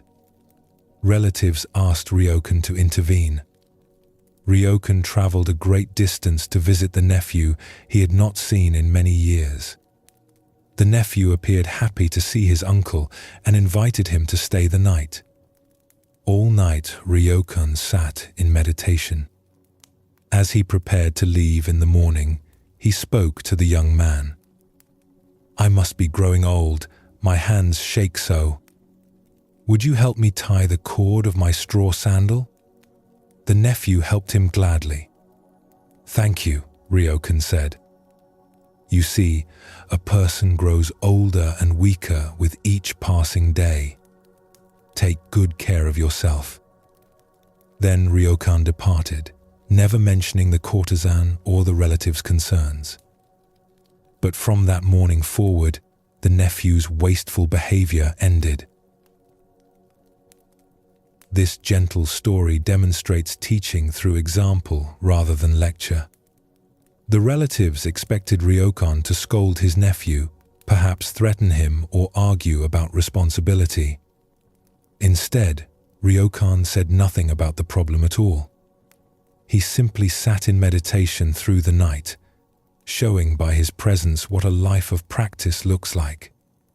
In the morning, his only words were about aging and the need for self-care. By asking for help with his sandal, he showed vulnerability and humanity. His simple statement about growing older reminded the nephew of mortality and the passage of time. This indirect approach succeeded where direct criticism had failed. Perhaps the nephew saw in his uncle's dignity something he wanted for himself, or perhaps the reminder of aging made him reconsider how he was spending his limited days. From a Zen perspective, this reflects the principle that embodying wisdom is more powerful than preaching it. Ryokan did not try to fix his nephew, but simply showed him a different way of being. True reformation happens from within, sparked not by shame but by inspiration. A Zen student approached Bankei with a complaint. "Master, I have terrible temper that I cannot control. How can I cure it?" "You possess something very strange," Bankei replied. "Show me what you have." "I cannot show it to you right now," the student said. "When can you show it to me?" Bankei asked. "It appears unexpectedly," the student replied. "Then," Bankei concluded, "it cannot be your true nature. If it were, you could show it to me whenever you wished. When you were born, you did not have it, and your parents did not give it to you. Think about that." This teaching dismantles the student's identification with his temper through simple logic. The student came believing his temper was a permanent part of himself, something he possessed that needed to be cured. Bankei asked to see this thing, treating it as an object that could be displayed. When the student admitted he could not produce it on demand, Bankei revealed the key insight.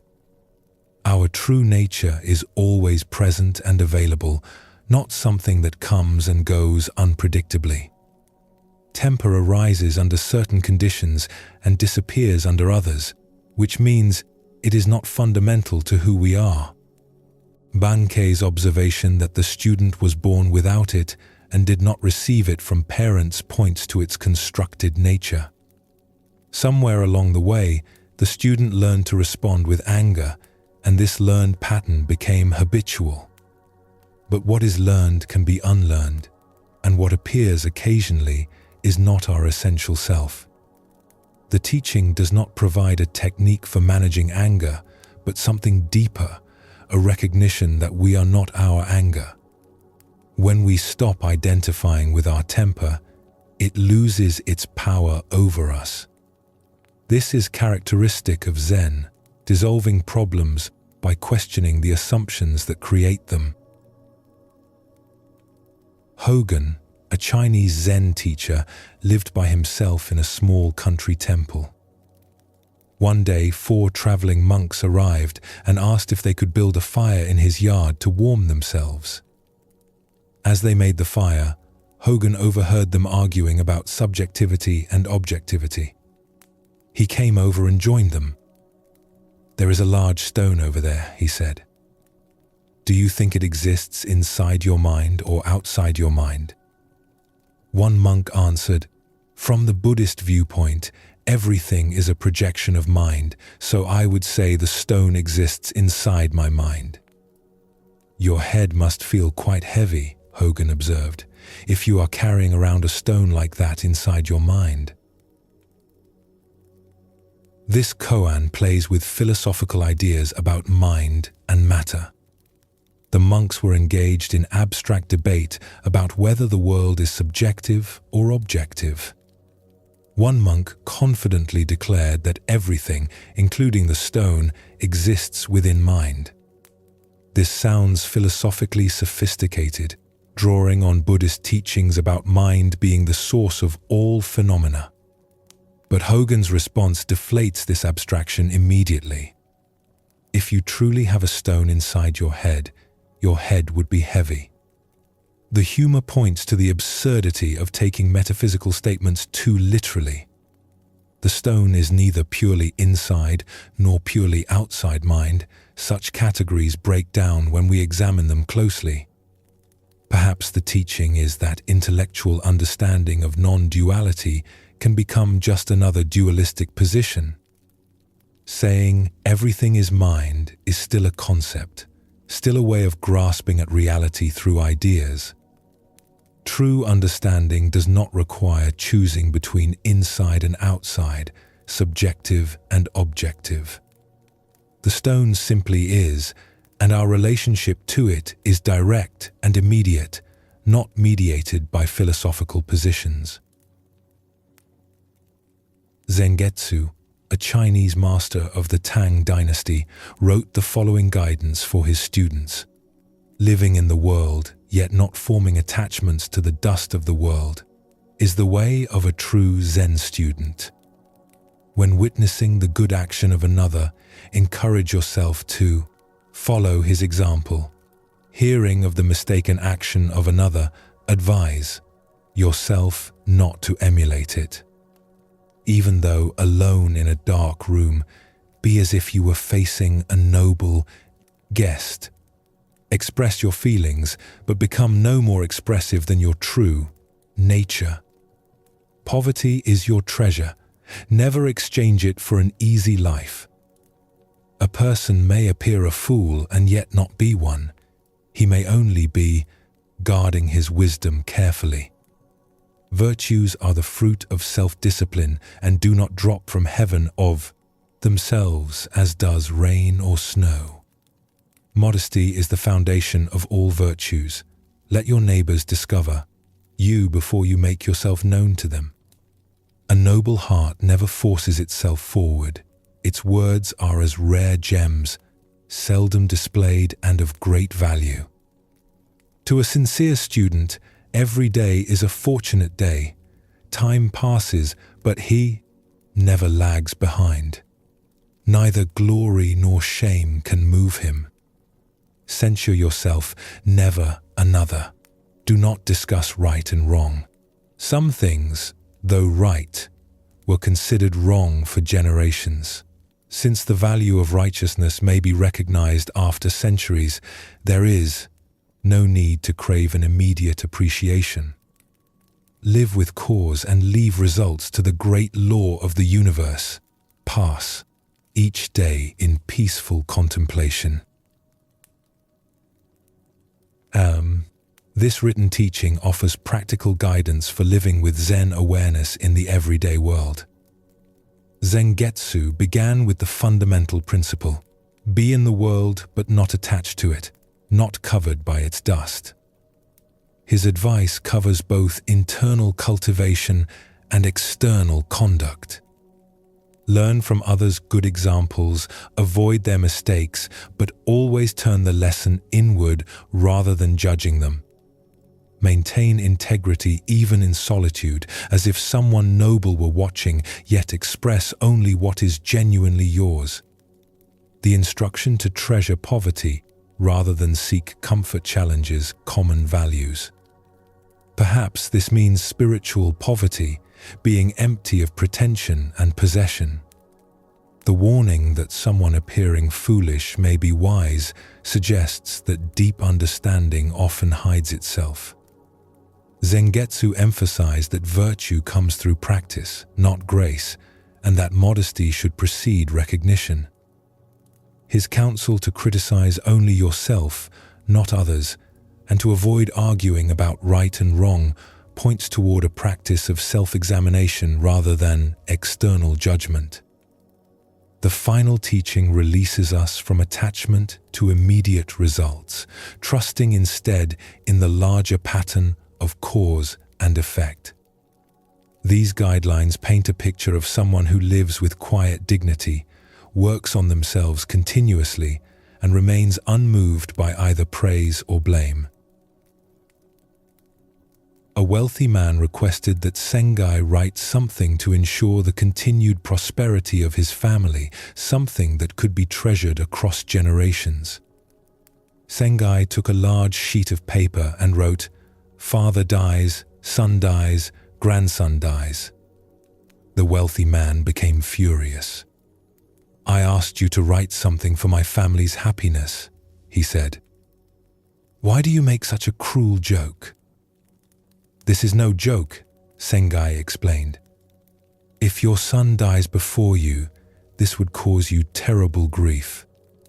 If your grandson dies before your son, both of you would be devastated. If your family passes away generation after generation in the order I have written, it follows the natural course of life. This is what I call true prosperity." This story redefines prosperity in a way that confronts our deepest fears. The wealthy man wanted a blessing for success, wealth, and continuation of his lineage. Sengai gave him what looked like a curse, a sequence of deaths. Yet, his explanation reveals profound wisdom about the nature of blessing. Real prosperity is not avoiding death, but having death come in its proper order. Parents are not meant to bury their children, and children should not bury their own children. When each generation lives fully and dies in sequence, this is the most fortunate pattern possible. Sengai shifted the man's attention from material prosperity to something deeper, the natural flow of life where young outlive old. This is the best any family can hope for, not immortality or endless success, but completion in its proper time. The teaching acknowledges that death is inevitable for everyone, and the only question is whether it comes in or out of order. From a Zen perspective, this reflects acceptance of impermanence and the wisdom of aligning with natural patterns rather than fighting them. True fortune lies not in escaping life's fundamental truths, but in meeting them with grace. A woman named Kame in Nagasaki was among the rare creators of incense burners in Japan. These burners are works of art, meant for tea rooms or family shrines. Kame's father had been such an artist before her, and she learned the craft from him. She enjoyed drinking sake and smoking. She spent most of her time in the company of men. Whenever she earned a bit of money, she threw a party, inviting artists, poets, carpenters, laborers, people from all walks of life. Through these gatherings, she developed her designs. Kame worked extremely slowly, but when she finished a piece, it was always a masterpiece. Her incense burners were treasured in homes where the women never drank, smoked, or mixed freely with men. The mayor of Nagasaki once asked Kame to design an incense burner for him. She delayed for nearly 6 months. By then, the mayor had been promoted to a position in a distant city. He visited her and pressed her to begin work on his burner. Finally receiving inspiration, Kame created the incense burner. When it was complete, she placed it on a table. She gazed at it for a long time. She smoked and drank in front of it as if it were her companion. All day she studied it. At last, picking up a hammer, Kame smashed it to pieces. She could see it was not the perfect creation her mind demanded. This story celebrates the uncompromising pursuit of perfection and the courage to destroy what falls short. Kame lived outside conventional boundaries for women of her time, drinking, smoking, and socializing freely with men. Yet her unconventional life fed her art, gathering inspiration from diverse people and experiences. The irony that her work was treasured by proper households shows how society accepts art while rejecting the artist's way of life. Kame's extreme slowness was not laziness, but the time required for genuine inspiration to ripen. She could not be rushed, even by a mayor, because real creation follows its own schedule.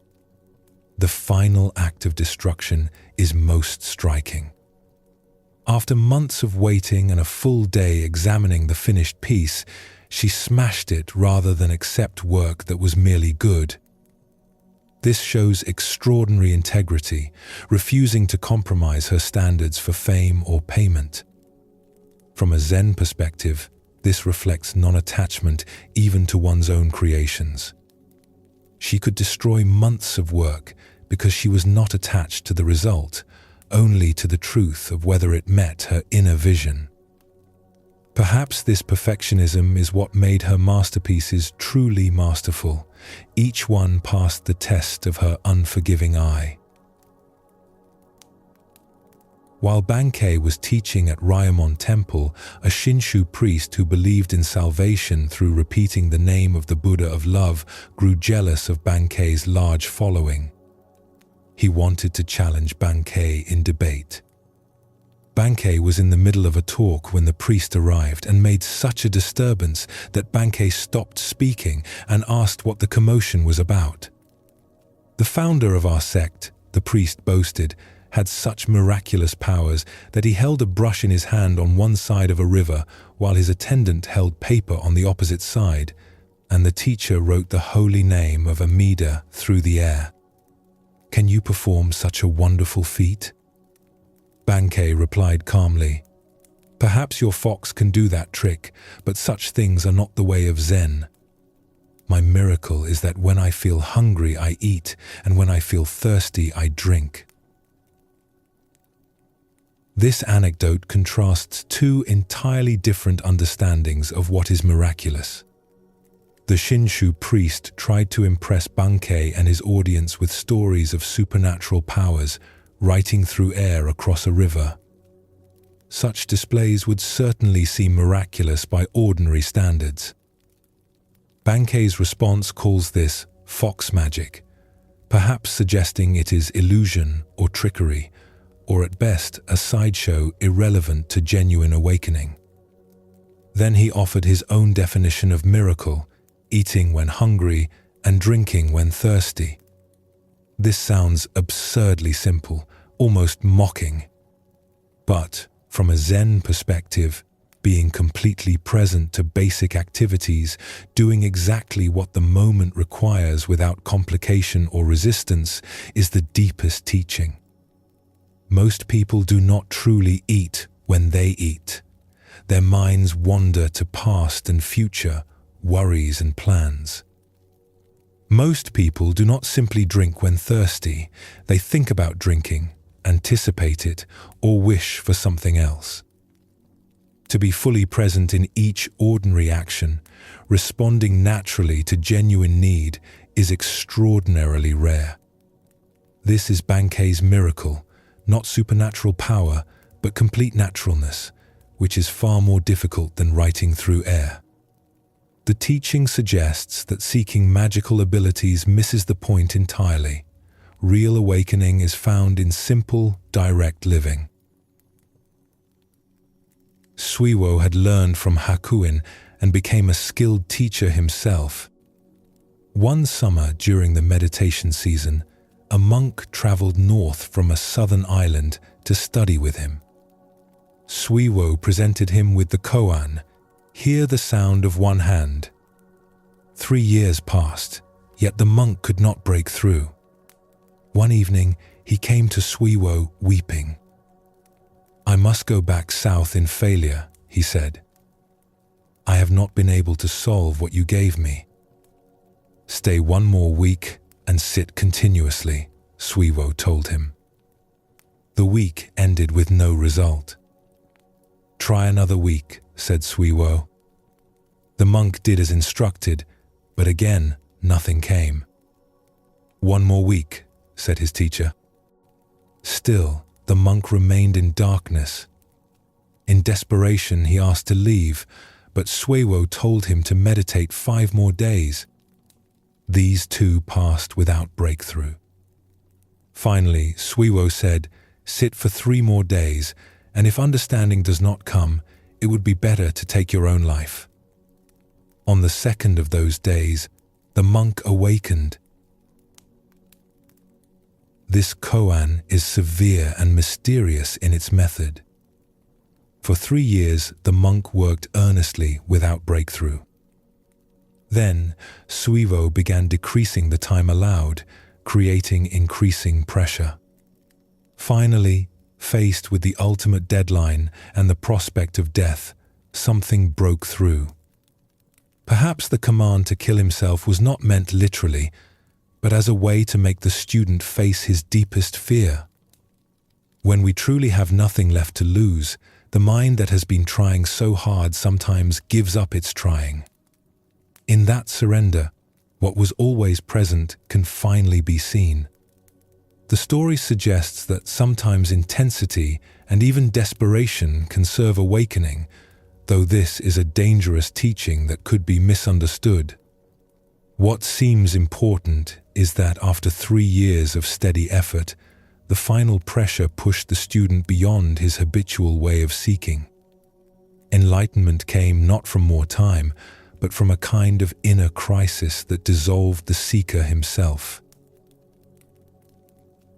The tradition at Zen temples allowed any traveling monk to stay if he could win a debate about Buddhist teaching with those living there. If he lost, he had to continue on his way. At a temple in the north, 2 brothers lived and practiced together.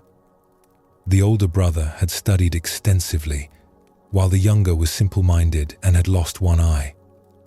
A traveler arrived one day and formally challenged them to a debate. The older brother felt exhausted from his studies and asked the younger to go in his place. "Conduct the debate without words," he instructed. The younger monk and the visitor went to sit facing each other at the shrine. A short while later, the traveler stood and returned to the older brother. "Your younger brother is remarkable," he said.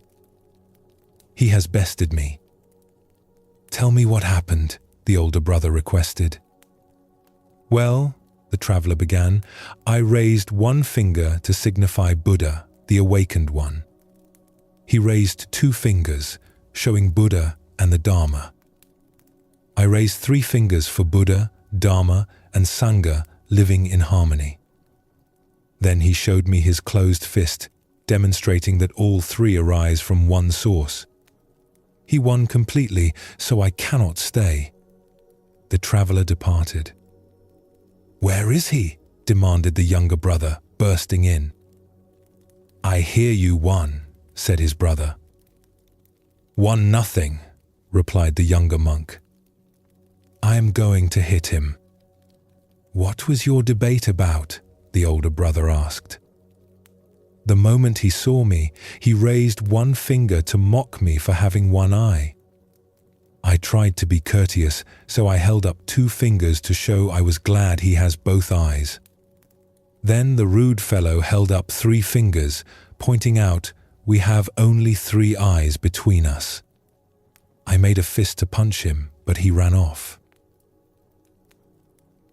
This humorous tale reveals how we project meaning onto empty gestures. The wandering monk saw profound philosophy in the exchange, while the one-eyed monk saw only insults about his disability. Neither interpretation was inherently in the gestures themselves. We bring our own concerns and frameworks to every interaction, seeing what we expect to see. The learned monk would likely have engaged in actual philosophical debate, but the simple monk had no such framework.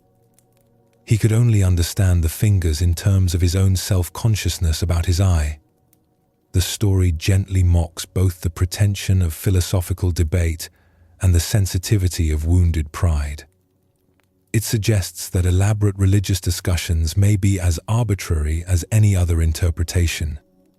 What we call deep meaning and what we call foolish misunderstanding might not be so different after all. Both monks left satisfied they had understood, yet they understood completely different things. After Master Bankei died, a man who lived nearby and had been blind since birth shared something with a friend. "Because I cannot see faces, I have learned to know people through their voices. Usually when I hear someone offer congratulations for another's good fortune, I detect a hidden note of jealousy underneath. When people express sympathy for someone's troubles, I often hear quiet satisfaction, as if they are pleased their own situation is better. But in all the years I listened to Bankei, his voice never contained these hidden currents. When he rejoiced with someone, I heard only pure joy. When he expressed sadness, there was nothing but genuine sorrow." This anecdote offers a profound testimony about genuine sincerity. The blind man had developed sensitivity to what voices reveal beyond words. Most people, he noticed, carry hidden feelings that leak through their tone. Congratulations often contain jealousy, and sympathy often contains secret satisfaction that we are not the one suffering. These shadow emotions are so common that we might think them inevitable parts of being human. But Bankei's voice contained no such mixture. When he was happy for someone, he was simply happy, with no edge of comparison or envy. When he felt sorrow, it was pure sorrow, unmixed with any gratification.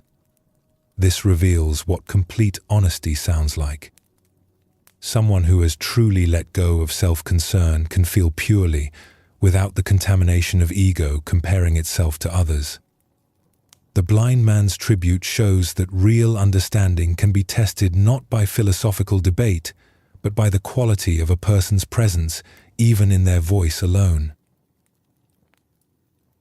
Daiju traveled to China to meet Master Baso.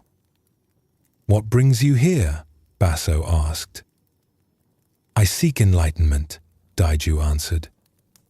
"Why search outside yourself?" said Baso. "You already possess your own treasure house." "Where is this treasure house?" asked Daiju. "Your asking itself is the treasure house," Baso replied. In that moment, Daiju understood. From then on, he would tell others, "Open your own treasure house and use what is already yours." This brief koan points directly to what is already present. Daiju came seeking enlightenment, as if it was something he lacked, something far away that must be found. Baso immediately told him he already possessed his own treasure house. When Daiju asked where it was, still looking for something external, Baso showed him that the very capacity to ask, to seek, to wonder, is itself the treasure. The awareness that wants to find enlightenment is not separate from enlightenment itself. We are not empty vessels that must be filled with wisdom from outside. The treasure house is our own nature, our own awareness, which is already functioning in every moment. What we seek is not missing, it is what is seeking. Daiju's instant enlightenment came from recognizing this simple fact. After this recognition, his teaching to others was direct. Open your own treasure house, meaning stop looking elsewhere for what you already have. Chiono practiced Zen under Master Buko of Engaku Temple. Despite years of sincere effort, realization eluded her. One evening when the moon was full, she carried water from the well in an old wooden bucket held together with strips of bamboo. As she walked, the bamboo finally broke. The bottom dropped from the bucket, and in that instant, Chiono awakened. Later, she composed a poem about her experience. "I tried this way and that to keep the bucket whole, watching the bamboo weaken, knowing it would break, until the bottom fell away at last. Now there is no water in the bucket. Now there is no moon in the water." This story captures the moment of sudden release when what we have been holding together finally breaks apart. Chiono had been trying so hard for so long, just as she had been trying to keep the old bucket from breaking. Both efforts were futile because both the bucket and her striving were already breaking down. When the bottom finally fell out, the water disappeared, and with it, the moon's reflection. Perhaps this means that the enlightenment she sought was like the moon reflected in water, beautiful, but ultimately an illusion. She had been trying to capture and hold something that could never be grasped. When the container broke, both the water and its reflection vanished, and in that loss, she found freedom. The real moon remained in the sky, untouched by what happened to its reflection. Sometimes our liberation comes not from achieving what we seek, but from the breaking of our ability to seek it. No more striving, no more illusion, just what is. Master Keichu led Tofuku Cathedral in Kyoto during the Meiji period. One day, the governor of the province came to visit him for the first time. An attendant brought Keichu the governor's card, which was printed with Kitagaki, governor of Kyoto. "I have no interest in meeting such a person," Keichu told the attendant. "Send him away." The attendant returned with the message and an apology. "My mistake," said the governor. He took out a pencil and crossed through the words, "Governor of Kyoto. Please ask again." When the attendant showed Keichu the revised card, the teacher's face brightened. "Ah, Kitagaki is here?" he said. "Send him in at once." This anecdote demonstrates the difference between meeting roles and meeting people. When the governor presented himself with his title, Keichu refused to see him. The teacher had no interest in meeting a position or office, only in meeting a human being. Titles create distance and expectation, turning encounters into formal exchanges rather than genuine meetings. The governor understood immediately. He scratched out his title, leaving only his name. This act showed humility and wisdom, a willingness to set aside rank and position. Only then did Keichu want to see him, not because of who he was in the world's eyes, but because he had shown himself capable of dropping that identity. The story suggests that spiritual meeting requires us to leave our costumes at the door. We cannot truly encounter one another through the masks of status and title. The governor's willingness to become simply Kitagaki was itself the qualification for meeting a Zen master. Hakuin often spoke to his students about an elderly woman who ran a tea shop, praising her deep understanding of Zen. His students did not believe him and would visit the shop to see for themselves. Whenever the woman noticed them approaching, she could tell immediately whether they came for tea or to test her grasp of Zen. If they came for tea, she served them with grace and hospitality. If they came to challenge her understanding, she would gesture for them to follow her behind a screen. The moment they stepped behind it, she would strike them with a fire poker. 9 out of 10 could not avoid her blow. This story celebrates direct teaching that cuts through pretension. The old woman had genuine insight and could immediately perceive people's intentions. Students who came sincerely for tea received tea. But those who came to test or judge her received something quite different, a sudden strike that gave them no time to prepare or posture. Her method was not gentle, but it was honest and effective. By striking before they could demonstrate their own knowledge or ask clever questions, she showed them their actual state directly. Most could not escape the blow because they were not truly present. They were caught up in their own ideas about testing her. From a Zen perspective, this reflects how genuine understanding operates outside conventional exchanges of questions and answers. The woman's poker was her teaching method, immediate and undeniable. Those who came with arrogance or intellectual curiosity were met with a response that shattered their approach entirely. Real Zen cannot be evaluated from a distance or judged by those still learning. The fire poker was her way of saying, "You are not ready to test me, so let me test you instead."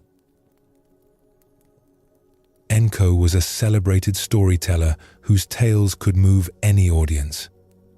When he told stories of love, listeners' hearts stirred with emotion. When he narrated tales of battle, people felt as though they stood on the battlefield themselves. One day, Enko met Yamaoka Teshu, a layman who had nearly achieved mastery in Zen. "I understand," Yamaoka said, "that you are the finest storyteller in our country and that you can make people laugh or weep at will. Tell me my favorite story of the Peach Boy. When I was small, I would sleep beside my mother, and she often told me this legend. Halfway through the story, I would fall asleep. Tell it to me exactly as my mother did." Enko did not dare attempt this. He asked for time to prepare.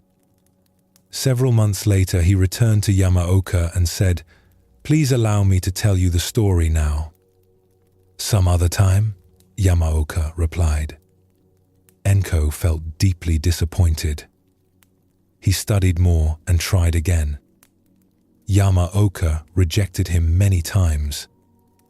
Whenever Encho began to speak, Yamaoka would interrupt him, saying, "You are not yet like my mother." It took Enko 5 years before he could tell Yamaoka the legend as his mother had told it. In this way, Yamaoka transmitted Zen to Enko. This story reveals how mastery requires going beyond technique to touch something essential and intangible. Enko was already a master storyteller who could move audiences to tears or laughter. Yet Yamaoka's request stumped him completely. Yamaoka did not want skillful performance or emotional manipulation. He wanted the quality his mother had brought to the story, something simple, natural, and filled with love. Perhaps it was the warmth of a mother comforting her child to sleep, or the unself-conscious sincerity of someone not performing but simply sharing. For 5 years, Enko worked to achieve this, repeatedly failing until something shifted within him. When he finally succeeded, he had learned something beyond storytelling craft. He had learned to be present without artifice, to convey feeling without technique getting in the way. From a Zen perspective, this is the difference between doing something and being something. Enko could do storytelling brilliantly, but he needed to become the kind of person who could tell a story with a mother's heart. This transformation took years because it required shedding his professional identity and touching a deeper, simpler humanity. Yamaoka's gift was not teaching storytelling, but pointing Enko toward his own essential nature, beyond skill and accomplishment. Many students practiced meditation under Master Sengai. One of them would wake at night, climb over the temple wall, and sneak into town for entertainment. One evening, Sengai was checking the dormitory and discovered this student missing. He also found the tall stool the student had used to climb the wall. Sengai moved the stool aside and stood in its place. When the wanderer returned in the darkness, not realizing that Sengai had replaced the stool, he placed his feet on his master's head and jumped down into the courtyard. Discovering what he had done, he was horrified. Sengai said, "It is quite cold in the early morning hours. Please be careful not to catch a chill." The student never went out at night again. This anecdote demonstrates teaching through compassion rather than punishment. Sengai could have confronted the student, expelled him from the monastery, or shamed him publicly for breaking rules. Instead, he quietly took the place of the stool, allowing himself to be stepped on. When the student realized he had literally used his teacher's head as a stepping stone, his shame must have been overwhelming. Yet Sengai's only words were gentle concern about the cold morning air. This response was far more powerful than any punishment could be. The student experienced directly the consequence of his actions, stepping on the person who cared for his spiritual development. Sengai's kindness in that moment, showing concern for the student's health rather than anger at the disrespect, completely transformed the situation. The student could not continue his nighttime escapes after being met with such undeserved grace. From a Zen perspective, this reflects the understanding that genuine change comes from within, sparked not by external punishment, but by an inner recognition of how we want to be. Sengai's compassion called forth the student's better nature more effectively than discipline ever could. Basue wrote the following letter to one of his disciples who was dying. "The essence of your mind is not born, so it will never die. It is not an existence, which is perishable. It is not an emptiness, which is a mere void. It has neither color nor form. It enjoys no pleasures and suffers no pains. I know you are very ill. Like a good Zen student, you are facing that sickness squarely. You may not know exactly who is suffering, but question yourself. What is the essence of this mind? Think only of this. You will need no more, covet nothing. Your end, which is endless, is as a snowflake, dissolving in the pure air." This letter offers profound comfort by pointing to what does not die.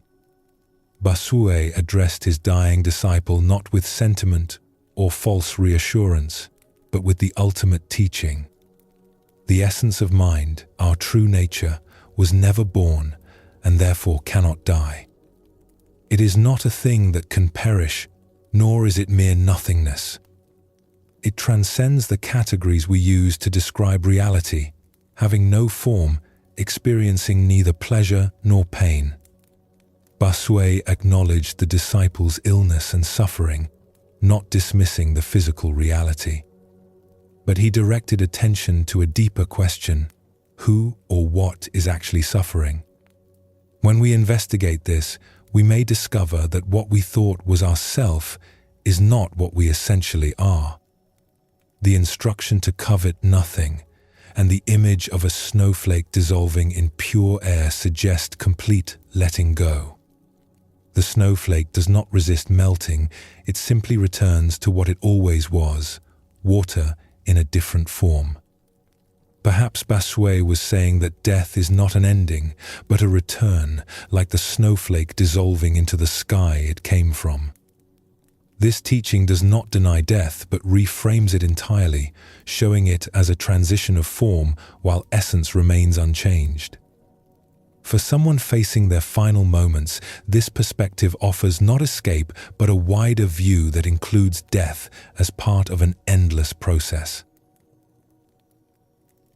A Zen master named Gisen asked a young student to bring him a bucket of water to cool his bath. The student brought the water and, after cooling the bath, threw what little remained onto the ground. "You fool," the master scolded him. "Why did you not give the rest of the water to the plants? What right do you have to waste even a single drop of water in this temple?" The young student awakened to Zen in that instant. He changed his name to Tekisui, which means a drop of water. This brief story turns a moment of carelessness into sudden enlightenment. The student had completed his task of cooling the bath and casually discarded the leftover water. From his perspective, he had done what was asked. But Gisan's sharp rebuke opened his eyes to something much larger. Every drop of water matters, not because of rules or thrift, but because nothing in this universe is without value. The question, "What right have you to waste even a drop?" cuts deep. It challenges the assumption that we own things or have the authority to dispose of them carelessly. Water, plants, all of life is interconnected and precious. Perhaps in that moment the student saw beyond the immediate action to the attitude behind it, a lack of care, a failure to recognize the value in small things. His enlightenment was not about water specifically, but about bringing complete attention and respect to every action, no matter how minor. By changing his name to a drop of water, he made this teaching his identity, a permanent reminder of the lesson. From a Zen perspective, this reflects the teaching that enlightenment can come through the most ordinary moments when we truly see what we are doing. The student's awakening transformed wastefulness into reverence, showing that spiritual realization touches every detail of how we live. The beautiful Shunkai, also called Suzu, was forced into marriage when she was very young. After the marriage ended, she went to university to study philosophy. To see Shunkai was to fall in love with her. Wherever she went, she herself fell in love with others. Love followed her to the university, and later, when philosophy left her unsatisfied, she went to the temple to study Zen. There too, the Zen students fell in love with her. Her entire life was filled with love. Finally, in Kyoto, she became a sincere student of Zen. Her brothers at the sub-temple of Kenin praised her dedication. One of them became a close friend and helped her in mastering Zen. The abbot of Kenin Mokurai, called Silent Thunder, was strict. He kept all the precepts himself and expected the priests to do the same. In modern Japan, whatever devotion these priests had lost for Buddhism seemed to have been gained in their desire for wives. Mokurai would take a broom and chase women away when he found them in his temples, but the more he swept out, the more seemed to return. In this temple, the wife of the head priest had become jealous of Shunkai's sincerity and beauty. Hearing students praise her serious practice made this wife uncomfortable. Eventually, she spread a rumor about Shunkai and the young man who was her friend. As a result, he was expelled and Shunkai was removed from the temple. I may have made the mistake of love, thought Shunkai, but the priest's wife shall not remain in the temple either if my friend is to be treated so unfairly. That same night, Shunkai took a can of kerosene and set fire to the 500-year-old temple, burning it to the ground. In the morning, she found herself arrested. A young lawyer became interested in her case and tried to lighten her sentence. "Do not help me," she told him. "I might decide to do something else that will only imprison me again." At last, after 7 years, Shunkai was released from prison, where even the 60-year-old warden had become fond of her. But now everyone saw her as a criminal. No one would associate with her. Even the Zen people, who believe in enlightenment in this life and with this body, avoided her. Shunkai discovered that Zen was one thing and the followers of Zen quite another. Her relatives wanted nothing to do with her. She grew sick, poor, and weak. She met a Shinshu priest who taught her the name of the Buddha of love, and in this she found some peace of mind. She passed away while still beautiful and hardly 30 years old. She wrote her own story in a failed attempt to support herself and told some of it to a woman writer. This is how it reached the Japanese people. Those who had rejected Shunkai, those who slandered and hated her, now read of her life with tears of remorse. This story is a tragedy that reveals the gap between spiritual ideals and human judgment. Shunkai was sincere in her seeking, yet the community that should have understood her instead condemned her. Her act of burning the temple was born from a sense of injustice, but it sealed her fate. What is most striking is how those who preached enlightenment and compassion were the first to turn away from her. The Zen followers failed to practice what they taught. Only after her death did people feel remorse, but their tears came too late. This reminds us that understanding teachings is not the same as living them. True practice is tested in how we treat those who have fallen. In the Chinatowns of America, you can see statues of a stout man carrying a cloth sack. Chinese merchants call him Happy Chinaman or Laughing Buddha. This was Hotei, who lived in the Tang dynasty. He had no wish to call himself a Zen master or gather disciples around him. Instead, he walked the streets with a large sack into which he put gifts of candy, fruit, or donuts. These he would give to children who gathered around him to play. He created a kind of kindergarten of the streets. Whenever he met a Zen student, he would hold out his hand and say, "Give me 1 penny." And if anyone asked him to return to a temple to teach, again he would say, "Give me 1 penny." Once, while he was about his play with the children, another Zen master came by and asked, "What is the significance of Zen?" Hotei immediately dropped his sack to the ground in silent answer. "Then what is the actualization of Zen?" asked the other master.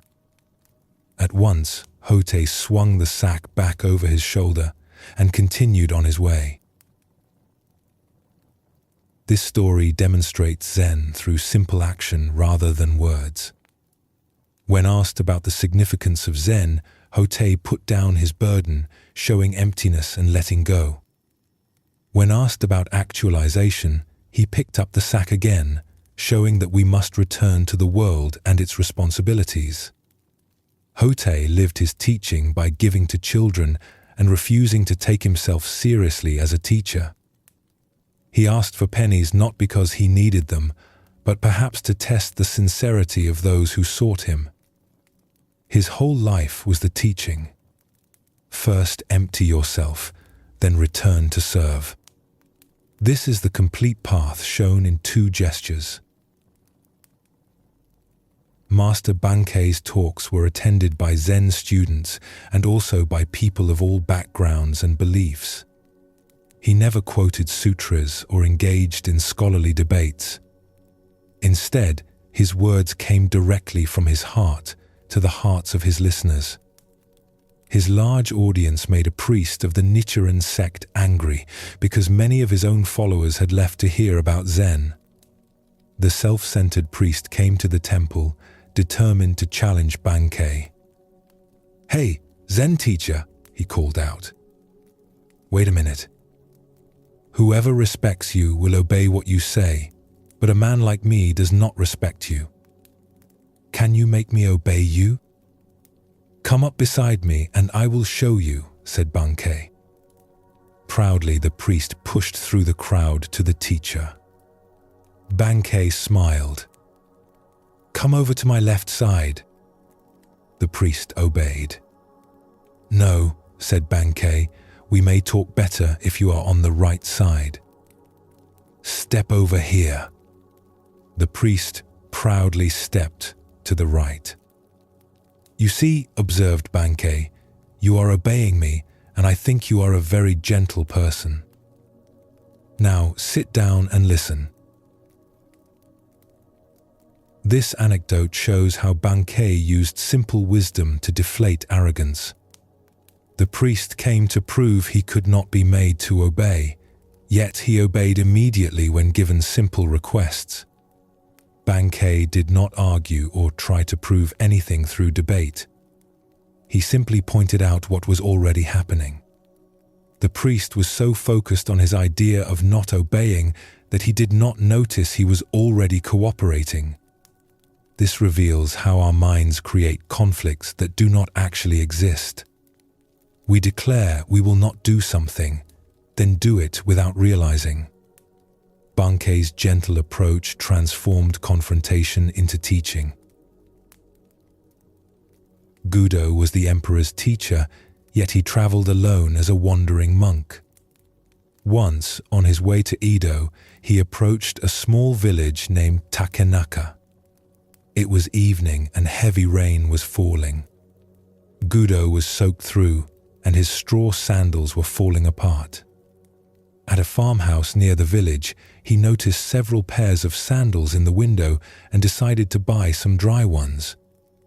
The woman who offered him the sandals, seeing how wet he was, invited him to stay the night in her home. Gudo accepted with gratitude. He entered and recited a sutra before the family shrine. He was then introduced to the woman's mother and her children. Noticing that the entire family seemed troubled, Gudo asked what was wrong. "My husband is a gambler and a drunk," the woman told him. "When he wins, he drinks and becomes violent. When he loses, he borrows money from others. Sometimes when he is very drunk, he does not come home at all. What can I do?" "I will help him," said Gudo. "Here is some money. Get me a gallon of fine wine and something good to eat. Then you may go to bed. I will meditate before the shrine." When the man returned around midnight, quite drunk, he shouted, "Hey wife, I am home. Have you something for me to eat?" "I have something for you," said Gudo. "I was caught in the rain and your wife kindly asked me to stay the night. In return, I have bought wine and fish, so you might as well have them." The man was delighted. He drank the wine at once and lay down on the floor. Gudo sat in meditation beside him. In the morning, when the husband awoke, he had forgotten the previous night. "Who are you?" he asked Gudo, who was still meditating. "Where do you come from?"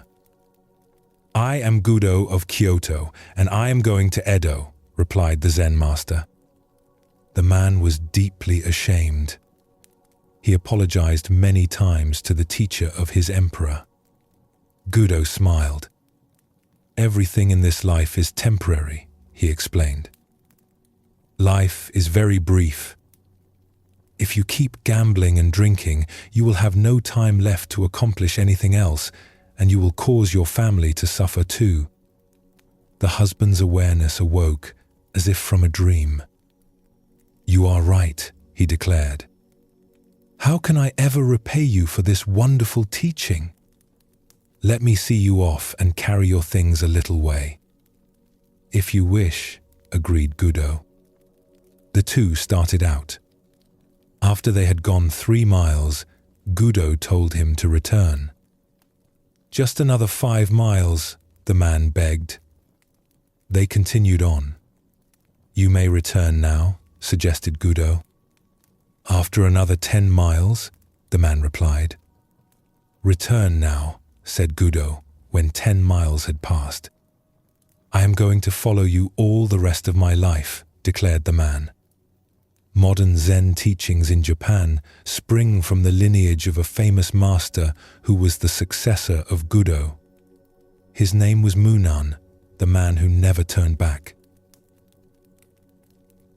This story illustrates how genuine transformation happens through compassion and presence, not through judgment. Gudo did not lecture the drunk man or shame him. Instead, he met him where he was, even sharing wine with him.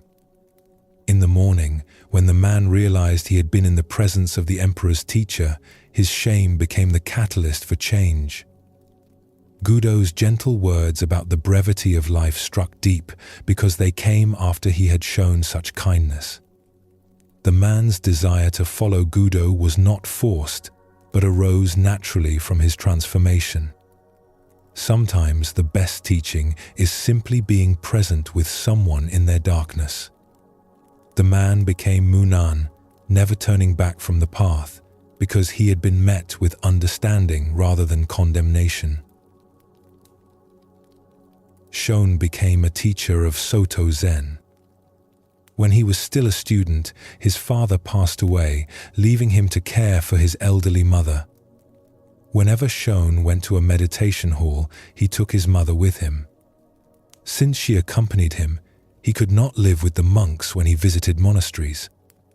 So he would build a small house and care for her there.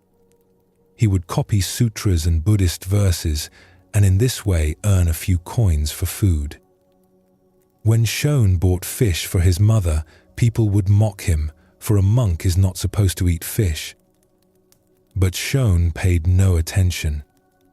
His mother, however, was hurt to see others laugh at her son.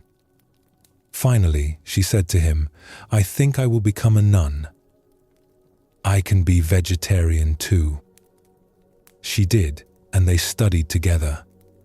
Shone was fond of music and was skilled at playing the harp, which his mother also played. On nights when the moon was full, they would play together. One night, a young woman passed by their house and heard the music. Deeply moved, she invited Shone to visit her the next evening and play. He accepted. A few days later, he met the young woman on the street and thanked her for her hospitality. Others laughed at him. He had visited the house of a woman of the streets. One day, Shone left for a distant temple to deliver a lecture. A few months later, he returned home to find his mother had died. Friends had not known where to reach him, so the funeral was already in progress. Shone walked up and struck the coffin with his staff. "Mother, your son has returned," he said. "I am glad to see you have returned, son," he answered for his mother. "Yes, I am glad too," Shone responded. Then he announced to the people gathered, "The funeral ceremony is over. You may bury the body." When Shone was old, he knew his end was approaching. He asked his disciples to gather around him in the morning, telling them he would pass at noon. Burning incense before the picture of his mother and his old teacher, he wrote a poem. "For 56 years I lived as best I could, making my way in this world.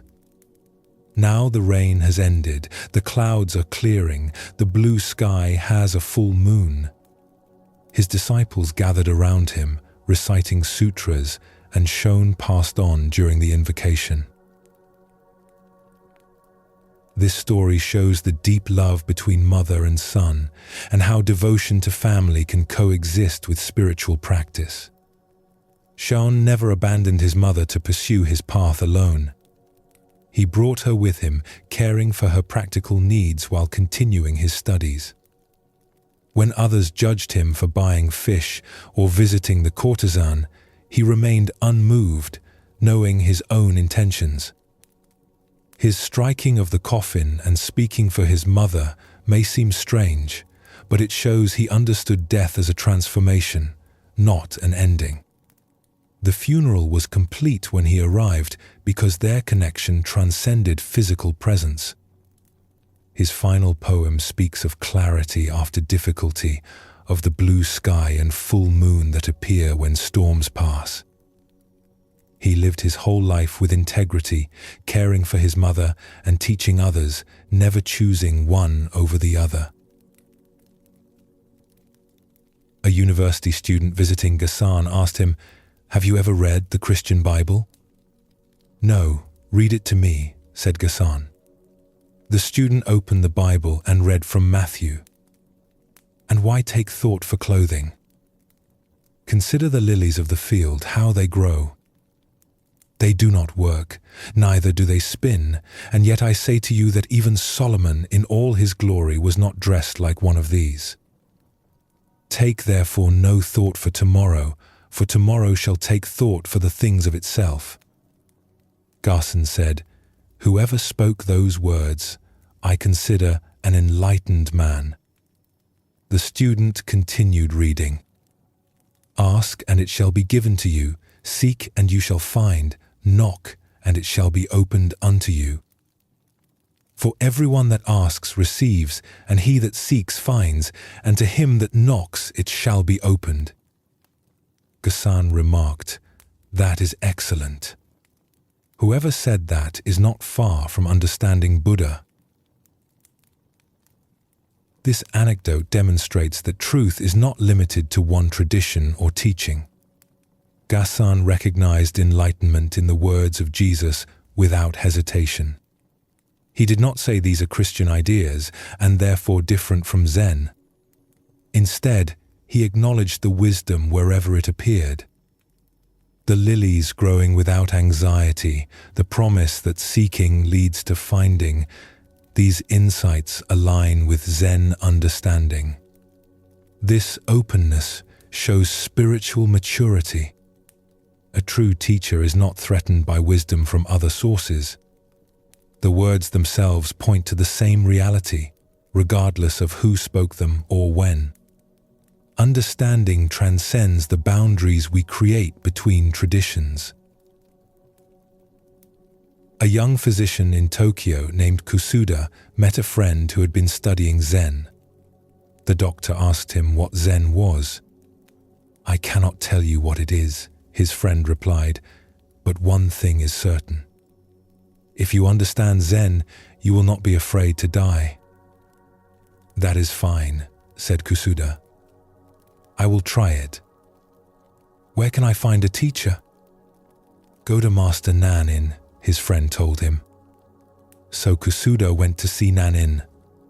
He carried a dagger to determine whether the teacher was truly unafraid of death. When Nanin saw Kusuda, he exclaimed, "Hello, friend. How are you? We have not seen each other for a long time." This confused Kusuda, who replied, "We have never met before." "That is right," answered Nanin. "I mistook you for another physician who is receiving instruction here." With such a beginning, Kusuda lost his chance to test the master, so reluctantly he asked if he might receive instruction. Nanin said, "Zen is not a difficult task. If you are a physician, treat your patients with kindness. That is Zen." Kusuda visited Nanin 3 times. Each time Nanin told him the same thing. A physician should not waste time here. Go home and take care of your patients. It was not clear to Kusuda how such teaching could remove the fear of death. So, on the 4th visit, he complained. "My friend told me that when one learns Zen, one loses the fear of death. Each time I come here, you tell me to take care of my patients. I know that much. If that is your so-called Zen, I am not coming back anymore." Nanin smiled and patted the doctor. "I have been too strict with you. Let me give you a koan." He presented Kusuda with the problem of mu to work with, which is the first mind-enlightening problem in the book called The Gateless Gate. Kusuda worked on this problem of mu for 2 years. At length, he thought he had reached certainty of mind. But his teacher said, "You are not there yet." Kusuda continued in concentration for another 1.5 years. His mind became peaceful. Problems dissolved.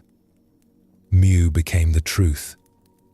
He served his patients well, and, without even knowing it, he was free from the fear of life and death. Then he visited Nanin, and his old teacher just smiled. This story reveals that Zen practice is not separate from daily life. Nanin first told Kusuda to simply treat his patients with kindness, which is the essence of practice. But Kusuda wanted something more exotic or special. He could not see that caring for others was already the path. Only when he was given a formal koan did he take the practice seriously. Through working with mu, he eventually arrived at the same place Nanin had pointed to from the beginning. The fear of death disappeared not through learning about it, but through becoming fully absorbed in living and serving. When we stop thinking about death and start living completely, the fear naturally falls away. Nanin's smile at the end showed that Kusuda had finally understood what he had been told from the start. Buddha told a parable. A man traveling across a field encountered a tiger. He fled, the tiger chasing after him. Coming to a cliff, he caught hold of the root of a wild vine and swung himself down over the edge. The tiger sniffed at him from above. Trembling, the man looked down to where, far below, another tiger waited to eat him. Only the vine held him. 2 mice, one white and one black, little by little began to gnaw away the vine. The man saw a ripe strawberry near him. Grasping the vine with one hand, he plucked the strawberry with the other. How sweet it tasted! This parable is about living fully in the present moment despite inevitable death. The man faces danger above and below, and time itself is eating away his support. The white and black mice represent day and night, constantly gnawing away our lives. In this desperate situation, the man does not freeze in fear or give up in despair. He notices the strawberry and tastes it fully. This is not denial or escapism, but complete presence. We are all in this situation, hanging between birth and death, with time passing moment by moment. The question is whether we can still taste the sweetness of life. This story teaches that the present moment, with all its simple pleasures, is all we ever truly have. At the Temple of Obaku in Kyoto, over the main gate are carved the words, "The First Principle." The characters are extremely large, and those familiar with calligraphy consider them a masterwork. Master Kozen created them 200 years ago. When he worked on the original design, he painted on paper so that craftsmen could carve the final version in wood. As Kozen made his attempts, a confident student stayed beside him. This student had prepared gallons of ink for the work and never hesitated to offer his opinion on each try. "That one is poor," the student said after Kozen's first version. "What about this?" Kozen asked after another attempt. "Still poor." "Even worse than the last one," declared the student. With patience, Kozen continued making one version after another. 84 sheets accumulated, yet none received the student's approval. Then the young man left the room briefly. Kozen thought to himself, "Here is my moment to work without his critical gaze." He painted rapidly, his mind clear and untroubled. The first principle. When the student returned, he looked at it and said, "A masterpiece." This story shows that perfection arrives when we stop trying to be perfect. Kozen made 84 attempts while his student watched and criticized, yet none were quite right. Only when he forgot about approval and painted with freedom did the true work emerge. Being watched and judged creates tension that blocks our natural ability. The student's absence, not his presence, created the conditions for mastery to appear. Kozen could finally work from his deeper nature rather than from worry about what others thought. This principle extends to everything we do. When we lose ourselves in the doing and stop performing for others, our actions carry an authenticity that cannot be forced. The masterpiece was always within Kozen, waiting for self-consciousness to get out of the way. Jiun was a master of the Shingon school and a respected scholar of Sanskrit in the Tokugawa period. During his youth, he often gave lectures to other students. When his mother learned of this, she sent him a letter. "My son, I do not believe you devoted yourself to the Buddha in order to become a dictionary walking around on 2 legs. Information and interpretation have no end, and neither do glory and praise. I wish you would stop giving these lectures. Find a small temple in the remote mountains and close yourself inside.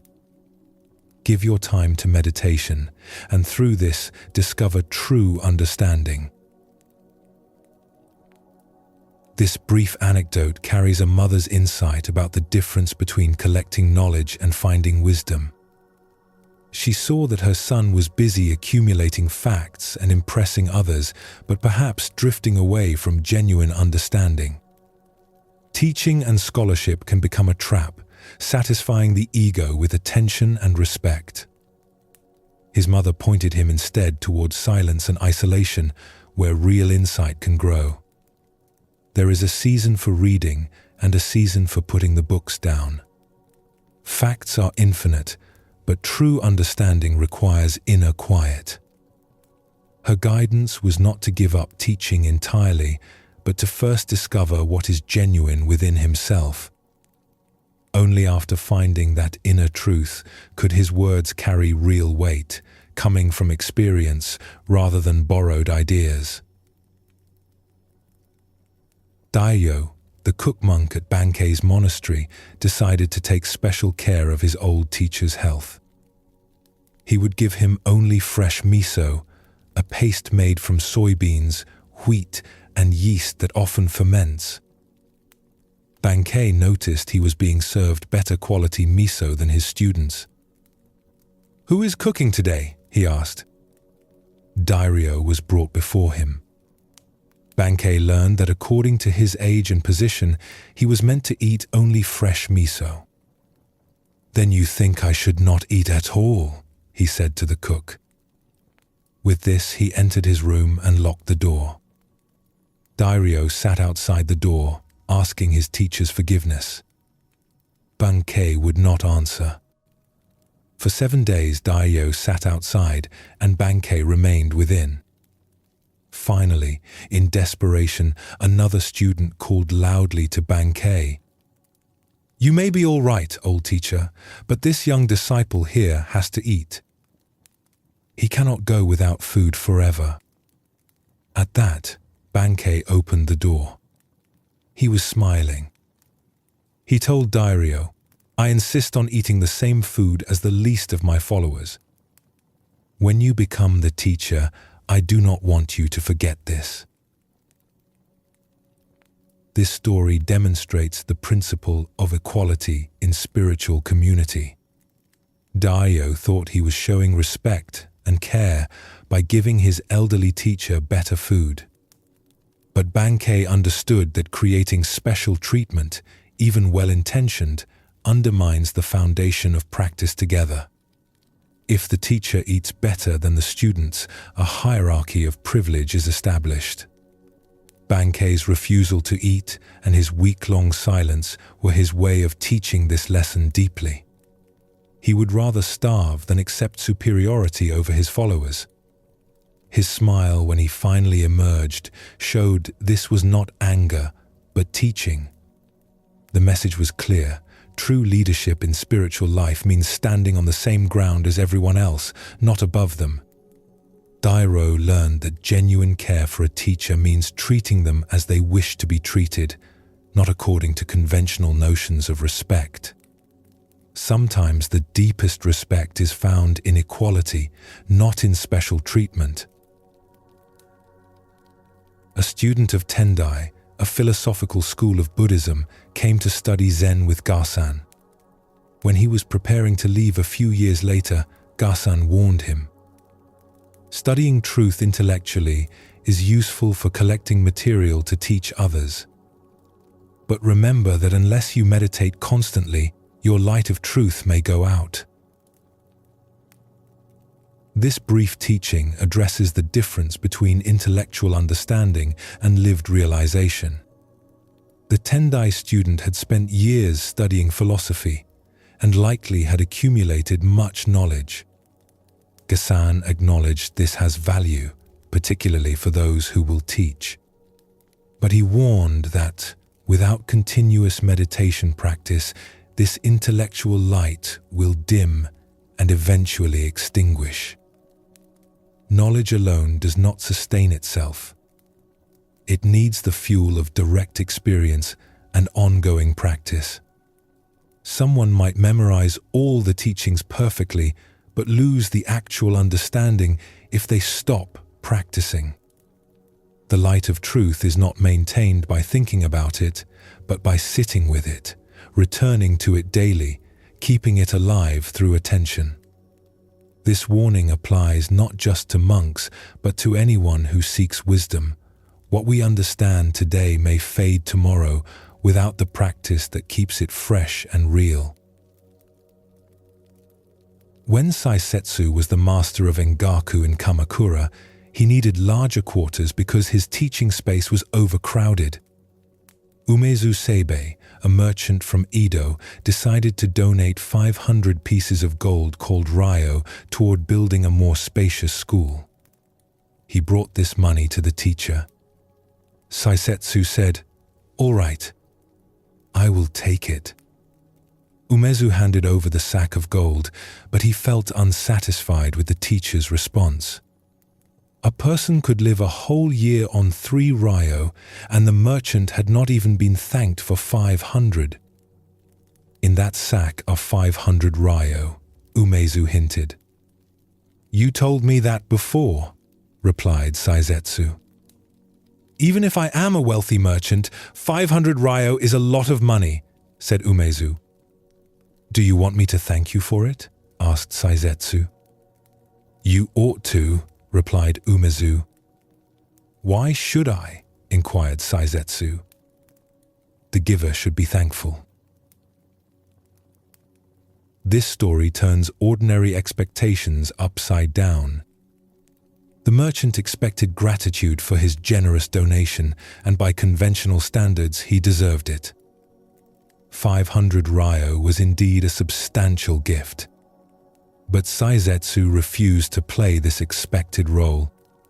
His final statement cuts to a deeper truth about giving. If we give in order to receive thanks, we are really purchasing gratitude, not giving freely. True generosity requires no acknowledgement because the joy is in the giving itself. Saisetsu suggested that the merchant should be grateful for the opportunity to give, to support the Dharma, to use his wealth for something meaningful. The teaching reverses the transaction.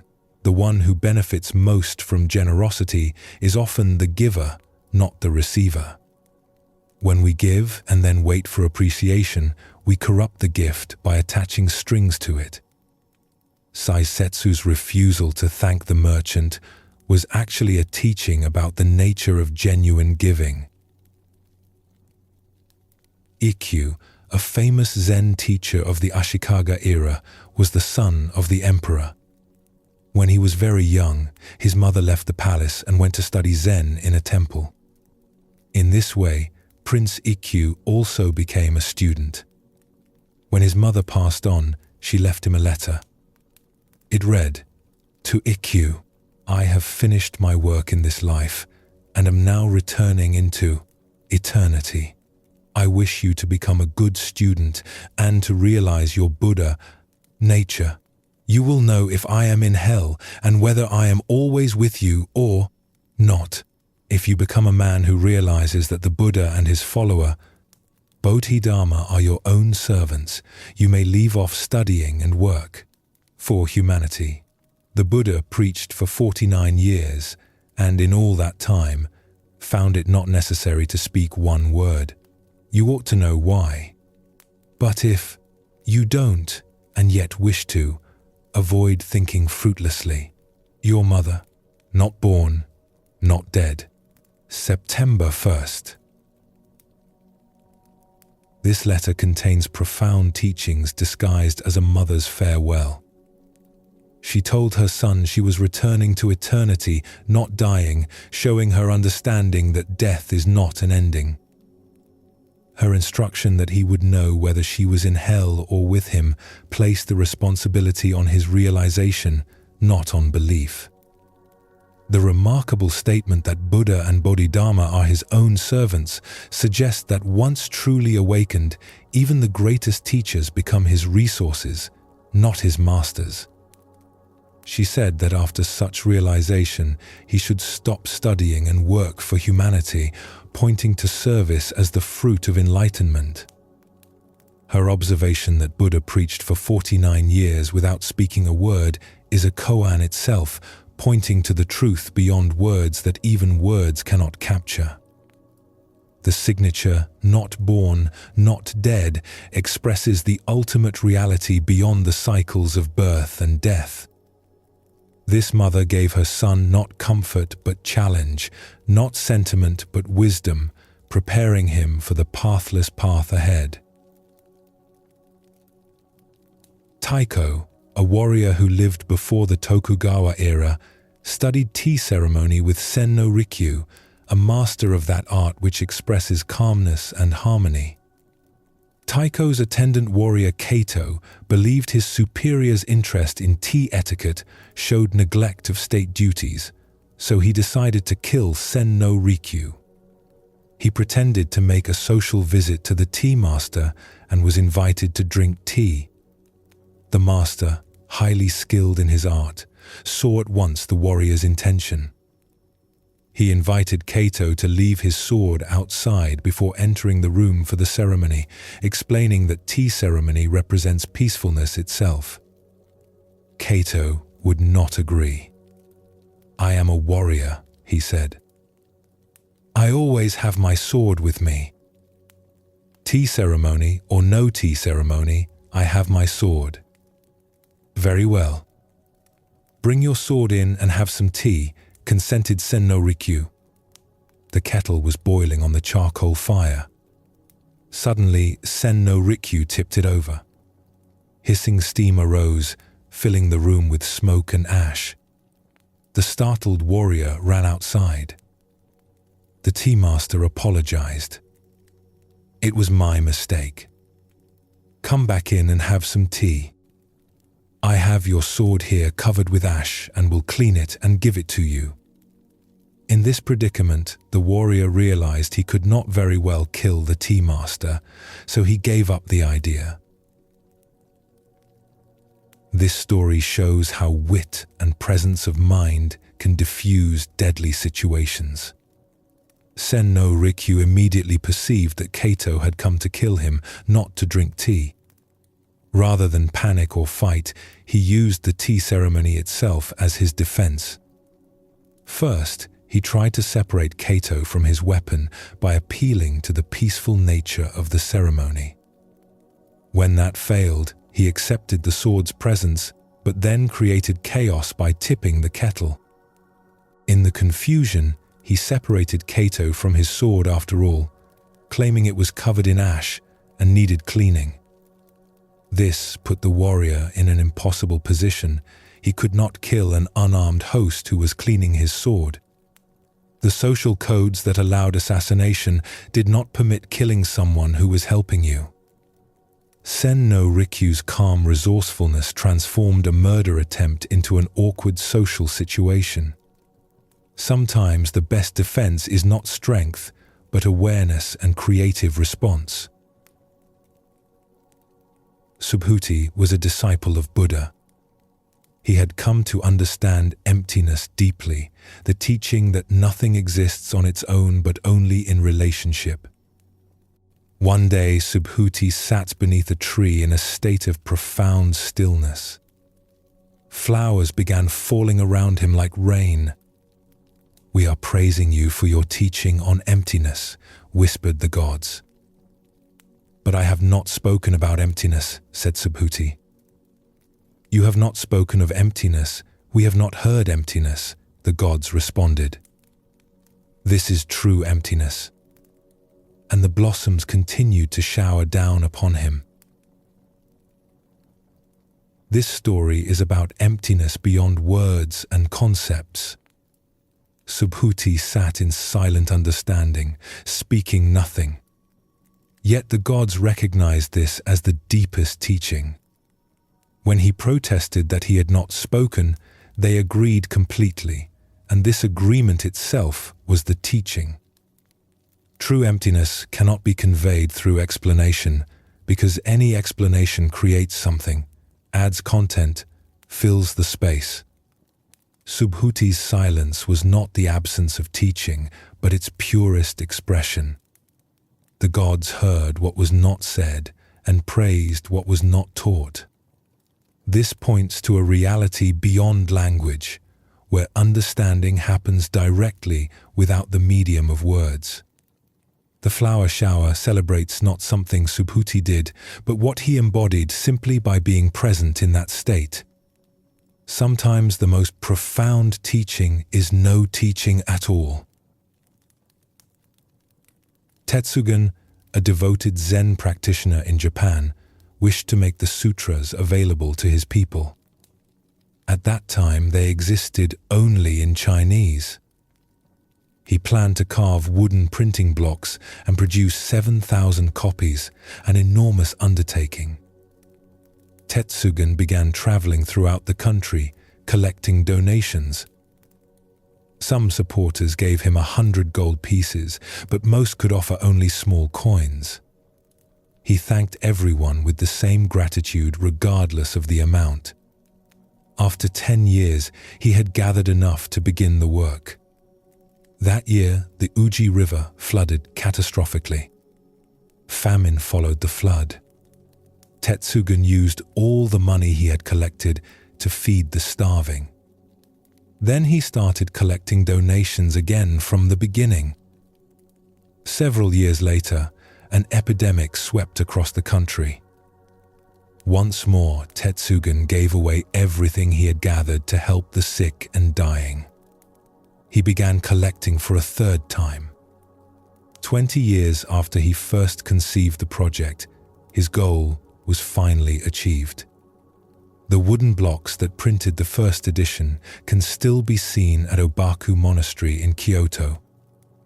The Japanese tell their children that Tetsugen created 3 sets of sutras, and that the first 2 invisible sets are even greater than the last. This story reveals what truly matters in spiritual life. Tetsugen could have turned away from the suffering around him, insisting his religious project was too important to interrupt. Instead, twice he chose immediate compassion over future accomplishment. The wisdom tradition says the first 2 sets of sutras, the ones that fed the hungry and healed the sick, were greater than the physical books. This teaching suggests that living the Dharma is more important than preserving it in text. What good are sacred writings if we ignore suffering while we produce them?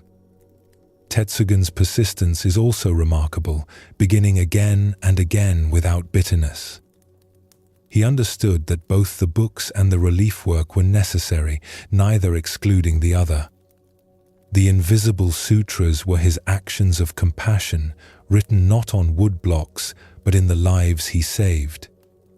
Sometimes what we accomplish through delay and sacrifice is far greater than what we would have achieved by rushing directly to our goal. Gisho was ordained as a nun when she was only 10 years old. She trained exactly as the young monks did. At 16, she began traveling from one Zen master to another, studying with each. She stayed 3 years with Unzan and 6 years with Gukei, but could not achieve clear realization. Finally, she came to Master Inzan. Inzan made no allowances because she was a woman. He scolded her fiercely like a storm. He struck her to shock her awake. Gisho remained with Inzan for 13 years, and at last she found what she had been seeking. In her honor, Inzan composed a poem. This nun studied 13 years under my guidance. In the evening she considered the deepest koans. In the morning she was wrapped in other koans. The Chinese nun Tetsuma surpassed all before her, and since Mujaku none has been so genuine as this Gisho. Yet there are many more gates for her to pass through. She should receive still more blows from my iron fist. After her enlightenment, Gisho went to Banshu province, established her own Zen temple, and taught 200 nuns until she died one August. This story shows extraordinary dedication and the teacher-student relationship at its most demanding. Gisho trained from childhood and continued seeking through her teens and 20s, studying with multiple masters. Inzan's harsh treatment was not cruelty, but his way of pushing her beyond comfortable limits. By treating her exactly as he would a male student, with no gentle allowances, he showed true respect. 13 years of such intense practice brought her to realization. Inzan's poem praises her achievement while noting the path continues endlessly. Even after enlightenment, there are more gates, more understanding to unfold. His final line about more blows from his iron fist suggests that growth never truly ends. Gisho's later work teaching 200 nuns shows that her enlightenment bore fruit in helping others. She did not rest in her own attainment, but immediately turned to serving and guiding others along the same path. Master Soyen Shaku died at the age of 61, leaving behind substantial teachings that enriched many lives. During the intense heat of summer, he allowed his students to nap in the afternoon, though he himself never rested during the day. When Soyen was only 12, he was already studying Tendai philosophy under a teacher. One sweltering summer afternoon, the heat became unbearable. Little Soyen stretched out and fell asleep while his teacher was away. 3 hours passed. Suddenly he woke to hear his master returning, but it was too late to move. There he lay, sprawled across the doorway. "I beg your pardon, I beg your pardon," his teacher whispered, carefully stepping over Soyen's body as if it belonged to an honored guest. After that day, Soyen never slept in the afternoon again. This anecdote demonstrates teaching through gentle dignity rather than punishment. The young Soyen had fallen asleep when he should have been studying, a clear transgression. His teacher could have scolded him, woken him roughly, or shamed him for laziness. Instead, he treated the sleeping child with exquisite courtesy, apologizing for disturbing him and stepping carefully over him. This unexpected response had far more impact than any punishment could have. The teacher's kindness made young Soyen feel his failure more acutely than anger would have. He had been treated as honored when he deserved criticism, and this contradiction awakened something in him. From that moment forward, he held himself to a higher standard, not because of fear, but because of the respect shown to him. The story suggests that sometimes the deepest changes come not from harshness, but from being met with grace when we expect reproach. A student of Soyen Shaku once told this story.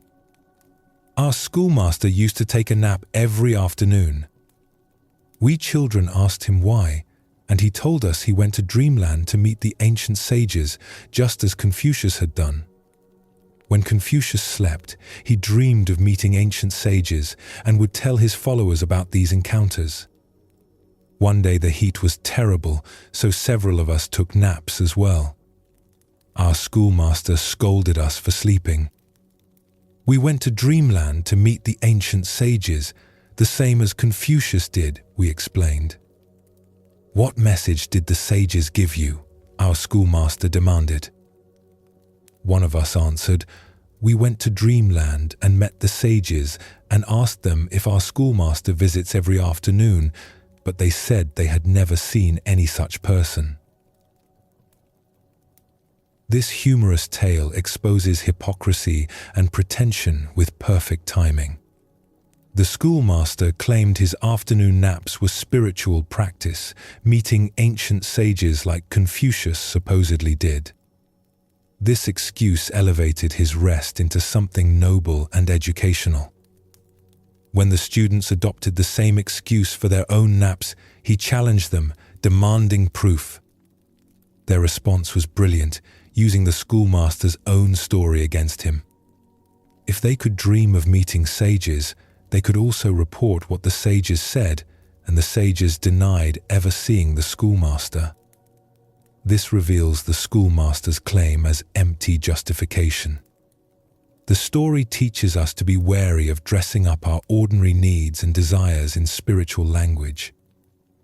Sometimes a nap is just a nap, and pretending otherwise makes us vulnerable to having our pretensions exposed.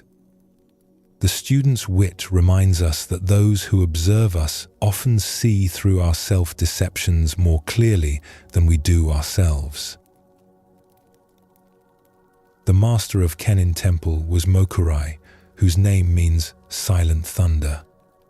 He had a young student named Toyo, only 12 years old.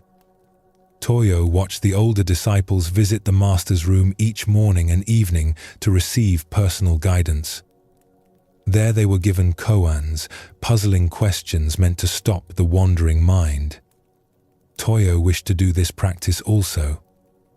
"Wait a while," said Mokurai. "You are too young."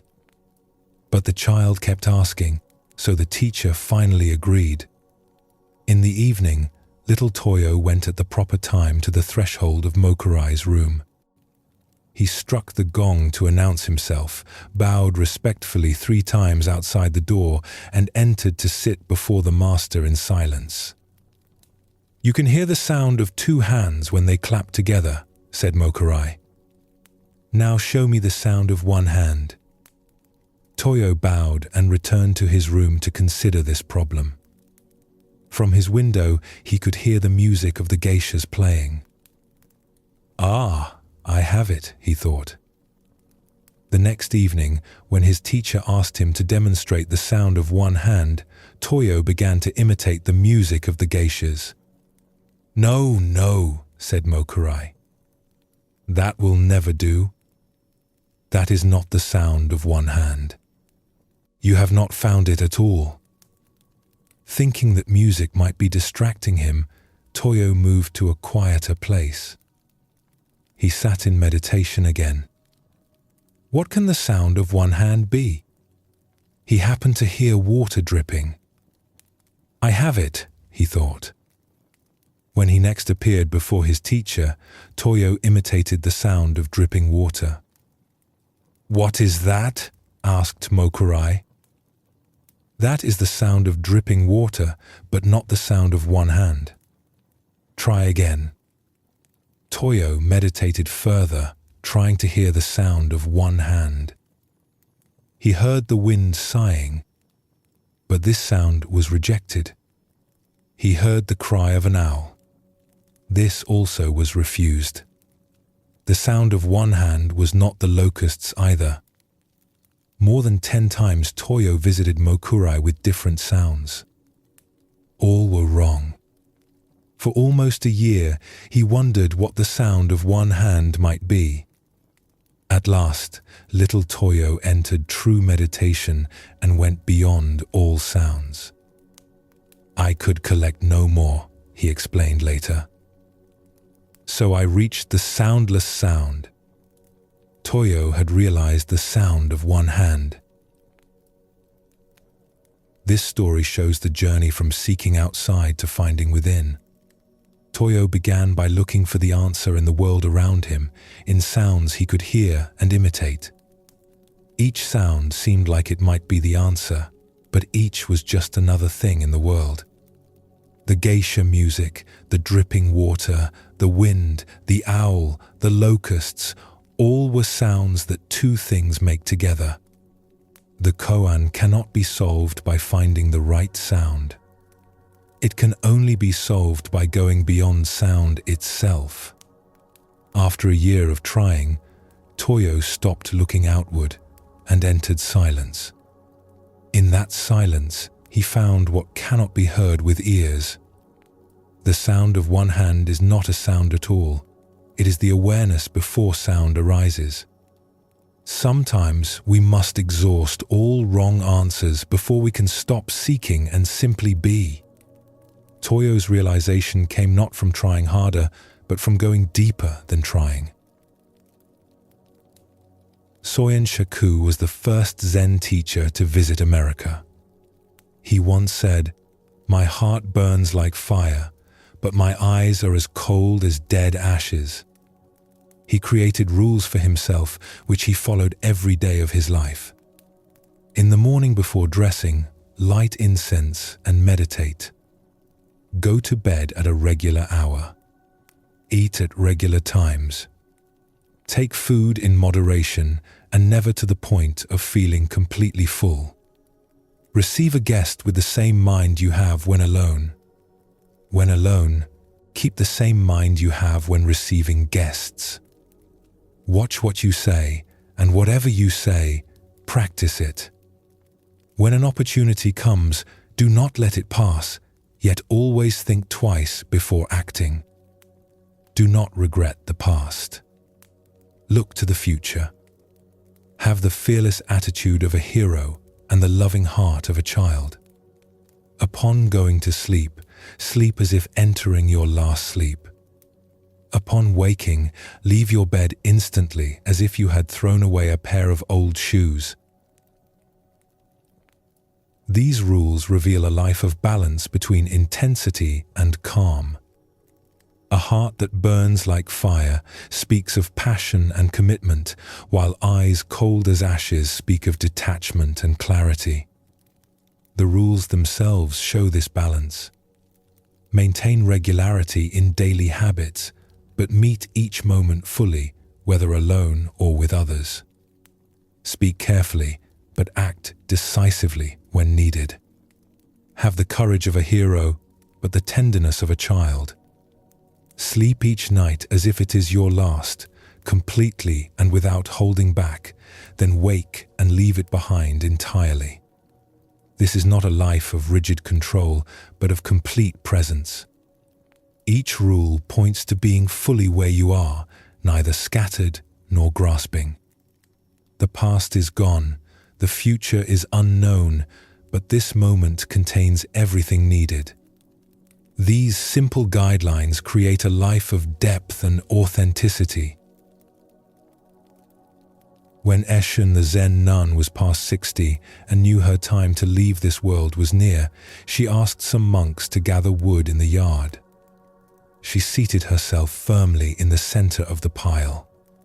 She had them light the wood around the edges. "Oh, nun," shouted one monk, "is it hot in there?" "Such a question would only concern a fool like yourself," answered Eshen.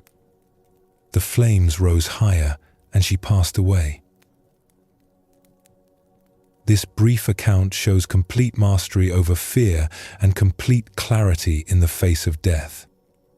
Eshun took charge of her own departure, preparing her funeral pyre herself and sitting calmly as it burned. When the monk asked if it was hot, he revealed he was still thinking in ordinary terms, still caught in worry about physical sensation. Eshen's sharp reply was not unkind, but pointed directly to the truth. Someone who truly understands is not concerned with whether something is hot or cold, pleasant or unpleasant. She had gone beyond such distinctions. Her departure was not about escaping life or embracing death, but about meeting the moment with absolute clarity. She chose her time and method, then passed through without hesitation or drama. This is the freedom that comes from having nothing left to fear or protect. A farmer asked a Tendai priest to recite sutras for his wife who had died. After the recitation was complete, the farmer asked, "Do you think my wife will gain merit from this?" "Not only your wife, but all sentient beings will benefit from the recitation of sutras," answered the priest.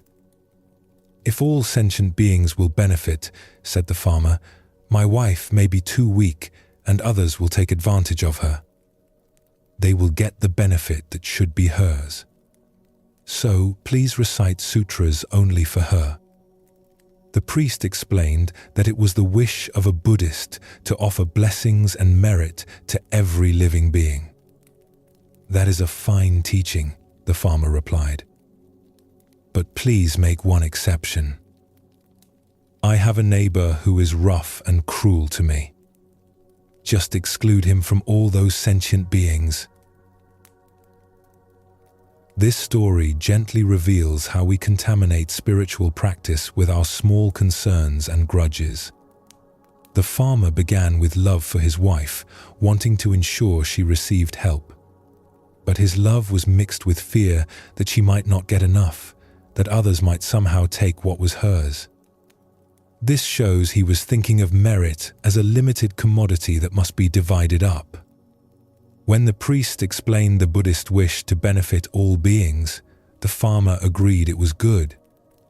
But immediately he wanted to exclude his difficult neighbor. We often do this, accepting grand spiritual principles until they include someone we dislike. True compassion makes no exceptions. The farmer's response is deeply human and understandable, which is what makes it a teaching. We all carry our small resentments and want to withhold kindness from certain people. The story asks us to notice this tendency without judgment, to see how we limit our own hearts. Joshu started studying Zen at 60 years old and continued until he turned 80 when realization came to him. He taught from 80 until he was 120. A student once asked him, "If I have nothing in my mind, what should I do? Is less than #0. 5 is greater than." Joshu replied, "Throw it out." "But if I have nothing, how can I throw it out?" The student continued. "Well," said Joshu, "then carry it out." This brief exchange reveals the trap of even claiming to have nothing. The student thought having nothing in his mind was a spiritual achievement, something to report.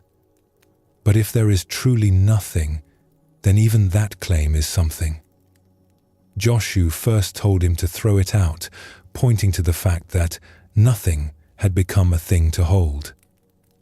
When the student protested using logic, Joshu shifted his instruction to carry it out, showing that, however the student conceived of his emptiness, it needed to go. The teaching suggests that genuine emptiness cannot be possessed or described. As soon as we think we have achieved emptiness, we have filled it with that thought.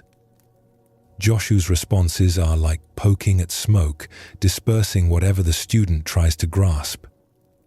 True emptiness leaves nothing to discuss, not even its own absence. Mamiya, who later became a well-known teacher, went to a master for personal instruction. He was asked to demonstrate the sound of one hand. Mamiya worked intently on what the sound of one hand might be. "You are not practicing hard enough," his teacher told him. "You are too attached to food, wealth, possessions, and that sound. It would be better if you died. That would resolve the problem." The next time Mamiya appeared before his teacher, he was again asked what he had discovered about the sound of one hand. Mamiya immediately fell over as though dead. "You are dead, all right," observed the teacher. "But what about that sound?" "I have not solved that yet," replied Mamiya, looking up. "Dead men do not speak," said the teacher. "Get out." This koan is about the completeness required for true realization. The teacher told Mamiya his attachments were blocking him and that death would solve the problem. Mamiya understood this as a teaching device and played dead when asked again about the koan. But he made the mistake of speaking, of reporting that he still had not solved it. A truly dead person would not speak, would not still be working on solving anything. Mamiya demonstrated the form of death without its reality. Perhaps the teaching is that we cannot fake complete letting go. As long as there is someone trying to solve the koan, someone reporting progress or lack of it, the essential attachment remains. True death of the ego leaves no one to answer questions about enlightenment. Mamiya had not yet gone far enough to disappear completely. Tosui was a respected Zen teacher who had lived in several temples and taught in many provinces. At the last temple he visited, so many students gathered that Tosui announced he was quitting teaching entirely. He told them to disperse and go wherever they wished. After that, no one could find him. 3 years later, one of his former disciples discovered him living with beggars under a bridge in Kyoto. The disciple immediately begged Tosui to teach him.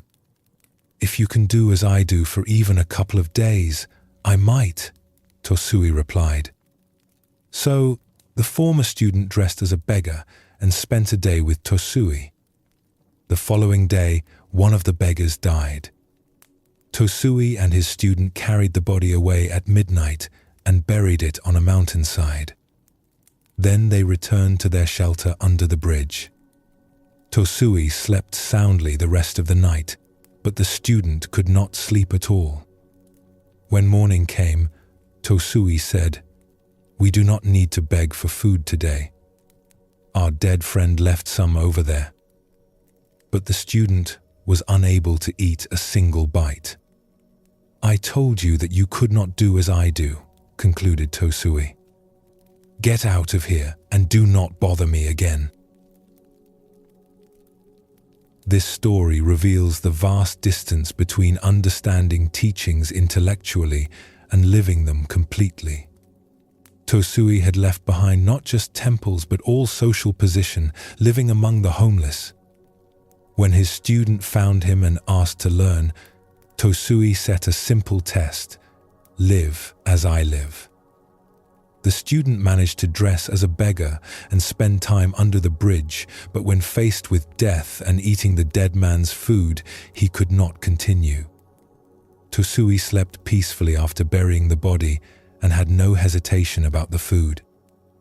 He had genuinely let go of all attachment to comfort, propriety, and even squeamishness about death. The student discovered that what looks like simple poverty from outside requires complete inner freedom, is less than #0. 5 is greater than Tosui was not performing austerity as a practice. He had actually become someone for whom these circumstances were natural. The teaching is that we cannot follow a true master halfway. Either we can live as they live, or we cannot, and pretending otherwise helps no one. One evening, while Shichiri Kojin was reciting sutras, a thief entered with a sharp sword, demanding either money or his life. Shichiri told him, "Do not disturb me. You can find the money in that drawer." Then he continued his recitation. A short while later he stopped and called out, "Do not take it all. I need some to pay taxes tomorrow." The thief gathered up most of the money and started to leave. "Thank a person when you receive a gift," Shichiri added. The man thanked him and left. A few days later, the thief was caught and confessed to various crimes, including the offense against Shichiri.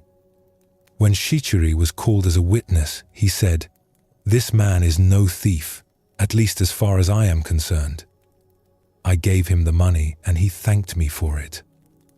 After completing his prison term, the man went to Shichiri and became his disciple. This story demonstrates extraordinary equanimity and the power of treating people as they might become rather than as they are. Shichiri did not react with fear or anger to the armed thief. He simply directed him to the money and continued his practice. Even more remarkably, he instructed the thief in courtesy, asking him to say thank you. By treating the encounter as a gift rather than a theft, Shichiri transformed its meaning. When called to testify, he could honestly say no theft had occurred because he had willingly given the money. This was not a lie, but a different way of understanding what had happened. The thief, having been treated with such unexpected dignity and generosity, was changed by the encounter. After prison, he returned not to rob again, but to learn. Sometimes the most powerful teaching is simply refusing to see someone as their worst action. Shichiri saw a potential student where others saw only a criminal. When Bankei held his meditation retreats, students came from throughout Japan to attend. During one gathering, a student was caught stealing. The matter was reported to Bankei with a request that the thief be expelled. Bankei ignored the case.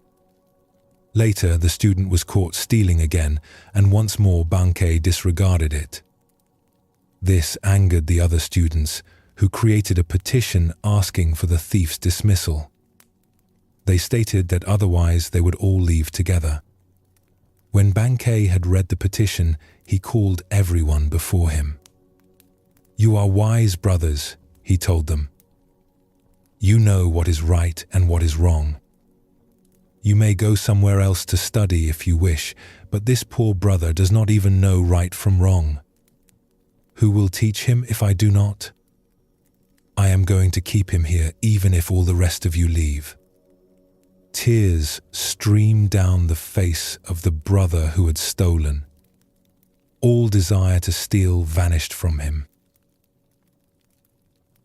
This story shows compassion that refuses to abandon those most in need of guidance. The other students wanted the thief expelled, feeling morally superior and righteous in their demand.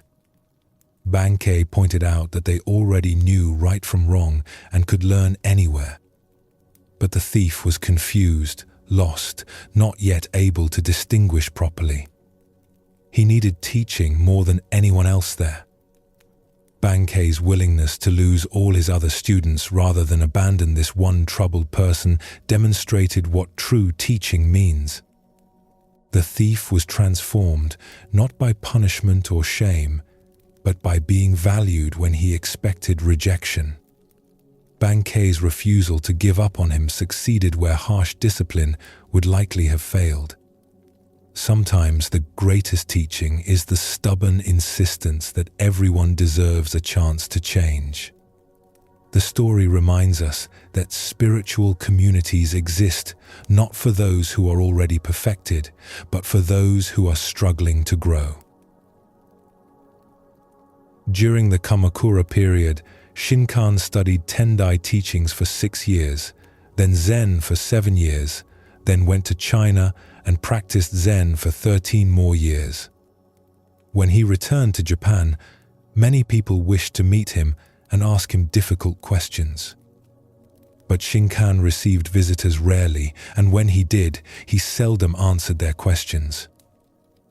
One day, a 50-year-old student of enlightenment said to Shinkan, "I have studied the Tendai school since I was a child, but one thing in it I cannot understand. Tendai claims that even the grass and trees will become enlightened. To me, this seems very strange. Is less than #0. 5 is greater than. What use is it to discuss how grass and trees become enlightened?" asked Shinkan.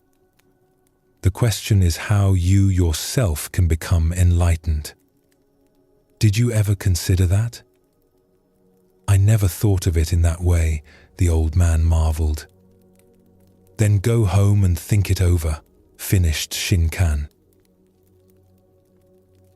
This anecdote redirects philosophical speculation toward practical self-inquiry. The old student had spent decades studying doctrine and was puzzled by an abstract teaching about grass and trees. Shinkan saw immediately that this was intellectual distraction. Rather than explain the doctrine, he asked the essential question, "What about your own enlightenment?" After 50 years of study, the man had not yet turned the question toward himself. He was more concerned with understanding how grass becomes enlightened than with his own awakening. This is a common trap, endlessly discussing and analyzing teachings while avoiding the actual practice they point toward. Shinkan's redirection was not harsh but clear. Stop worrying about grass and trees. Start worrying about yourself. The teaching suggests that all our philosophical questions may be ways of avoiding the one question that truly matters. Geshen was a monk who painted and drew. Before beginning any work, he always insisted on payment in advance, and his prices were high. He became known as the stingy artist. A geisha once commissioned him for a painting. "How much can you pay?" Geshen asked. "Whatever you charge," the girl replied, "but I want you to work in front of me." So on a certain day, Geshen was called to where the geisha was hosting a feast for her patron. Geshen painted with skillful brushwork. When it was finished, he asked the highest fee of his era. He received his payment. Then the geisha turned to her patron and said, "All this artist wants is money. His paintings are beautiful, but his mind is dirty. Money has made it muddy. Created by such a filthy mind, his work is not fit to display. It is just about good enough for one of my petticoats." Removing her skirt, she asked Geshen to paint another picture on the back of her undergarment. "How much will you pay?" asked Geshen. "Oh, any amount," answered the girl. Geshen named an extravagant price, painted the picture as requested, and departed. It was discovered later that Geshen had specific reasons for wanting money. Famine frequently struck his province. The wealthy would not help the poor, so Geshen maintained a secret warehouse, unknown to anyone, which he kept filled with grain for emergencies. From his village to the national shrine, the road was in terrible condition, and many travelers suffered crossing it. He wanted to build a better road. His teacher had died without fulfilling his wish to build a temple, and Geshen wished to complete this temple for him. After Geshen accomplished these 3 goals, he threw away his brushes and materials and, retiring to the mountains, never painted again. This story reveals how easily we judge others without knowing their true intentions. Geshen appeared greedy and was mocked by the geisha for caring only about money. He accepted this reputation without defending himself or explaining his purposes. Even when insulted and asked to paint on an undergarment, he simply charged his high fee and did the work. Only later did people learn that every coin went to feeding the hungry, improving the road for travelers, and honoring his teacher's unfulfilled dream. Geshen was willing to be seen as stingy and spiritually corrupt in order to accomplish genuine good. He did not need others to understand or approve of him. Once his 3 goals were complete, he immediately gave up painting and money entirely, showing that neither art nor wealth had ever been his real attachment. The teaching reminds us that we cannot know another person's heart from their external behavior. What appears as greed may be compassion in disguise. True virtue sometimes requires accepting false judgment from others. Sen no Rikyu, a tea master, wished to hang a flower basket on a column. He asked a carpenter to help him, directing the man to place it slightly higher or lower, to the right or left, until he found exactly the perfect spot. "That is the place," said Sen no Rikyu at last.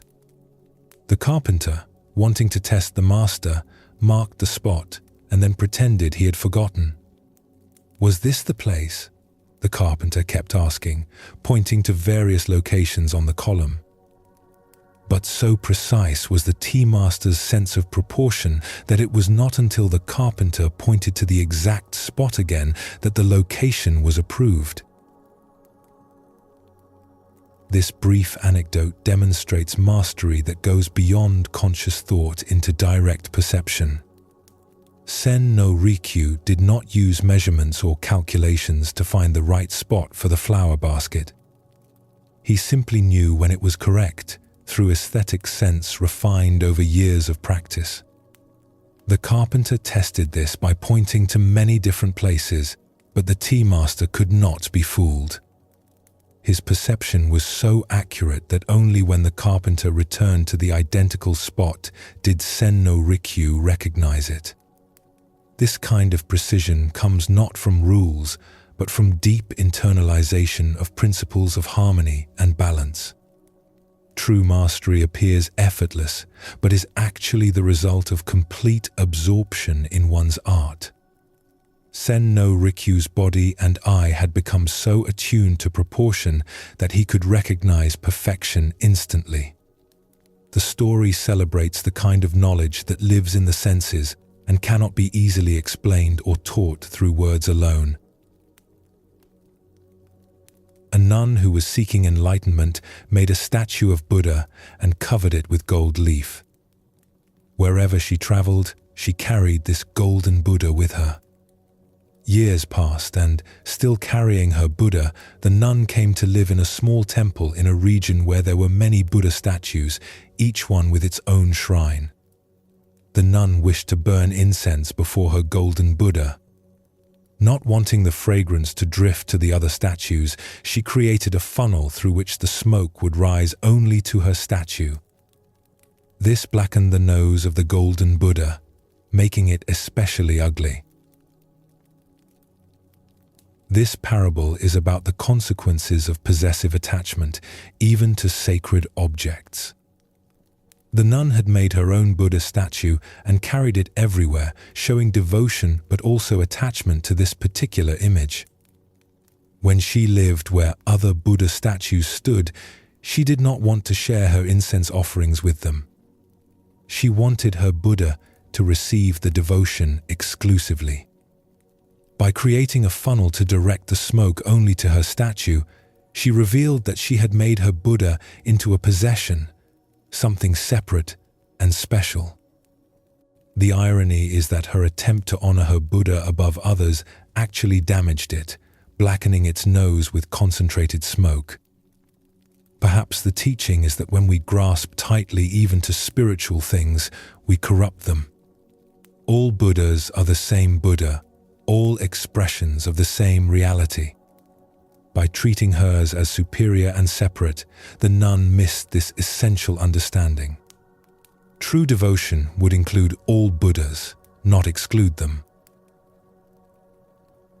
The Buddhist nun, Ryonen, was born in 1797. She was a granddaughter of the famous warrior Shingen. Her poetic talent and striking beauty were such that at 17 she served the empress as one of the ladies of the court. Even at such a young age, fame awaited her. The beloved empress died suddenly, and Ryonen's dreams vanished. She became sharply aware of the impermanence of life in this world. It was then that she wished to study Zen. Her relatives disagreed, however, and essentially forced her into marriage. With a promise that she could become a nun after bearing 3 children, Ryonen agreed. Before she was 25, she had fulfilled this condition. Then her husband and relatives could no longer prevent her from following her desire. She shaved her head, took the name Ryonen, which means to realize clearly, and began her pilgrimage. She came to the city of Edo and asked Tetsugyu to accept her as a disciple. At one glance, the master rejected her because she was too beautiful. Ryonen then went to another master, Hakuo. Hakuo refused her for the same reason, saying that her beauty would only cause trouble. Ryonen obtained a hot iron and pressed it against her face. In a few moments, her beauty had vanished forever. Hakuo then accepted her as a disciple. Commemorating this occasion, Ryonen wrote a poem on the back of a small mirror. In the service of my empress, I burned incense too, perfume my exquisite clothes. Now, as a homeless mendicant, I burn my face to browns. Enter a Zen temple. When Ryonen was about to pass from this world, she wrote another poem. 66 times have these eyes beheld the changing. Scene of autumn. I have said enough about moonlight. Ask no more. Only listen to the voice of pines and cedars when no wind stirs. This story reveals the extremity of Rhionan's determination and the depth of her realization. After serving at court with beauty and talent, the Empress's death awakened her to impermanence. She wanted to devote herself to Zen, but family obligations forced her to marry and have children first. Once free, she sought teachers, but was rejected because her beauty would be distracting. Rather than accept this barrier, she destroyed her beauty with a hot iron, choosing disfigurement over being turned away. Her first poem shows the contrast between her two lives, once burning incense to perfume silk clothes, now burning her own face to enter practice. Her final poem, written at the end of her life, expresses complete understanding. She had seen autumn 66 times and said enough about moonlight, meaning she had exhausted poetic and intellectual description. Now she pointed only to direct experience, listening to pines and cedars in stillness. Rhionan's life shows that true commitment may require sacrifices we can barely imagine, and that realization finally transcends all words, pointing only to what is. Yamaoka Teshu served as tutor to the emperor. He was also a master swordsman and devoted student of Zen. His house sheltered wanderers and homeless people. He owned only one set of clothes because his generosity kept him poor. The emperor noticed how threadbare Yamaoka's garments had become and gave him money to purchase new ones. The next time Yamaoka appeared, he wore the same worn-out clothing. "What happened to the new clothes, Yamaoka?" the emperor asked. "I provided clothing for the children of your majesty," Yamaoka explained. This brief story reveals a radically different understanding of loyalty and service. The emperor gave Yamaoka money for himself, recognizing his shabby appearance. Most people would have accepted the gift gratefully and bought themselves something decent. But Yamaoka saw all the homeless people, all the vagabonds who came to his door, as belonging equally to the emperor. If they were subjects of his majesty, then they too were the emperor's children. By clothing them instead of himself, Yamaoka honored the emperor more deeply than if he had followed instructions. He showed that true service means caring for all the emperor's people, not just maintaining one's own dignity.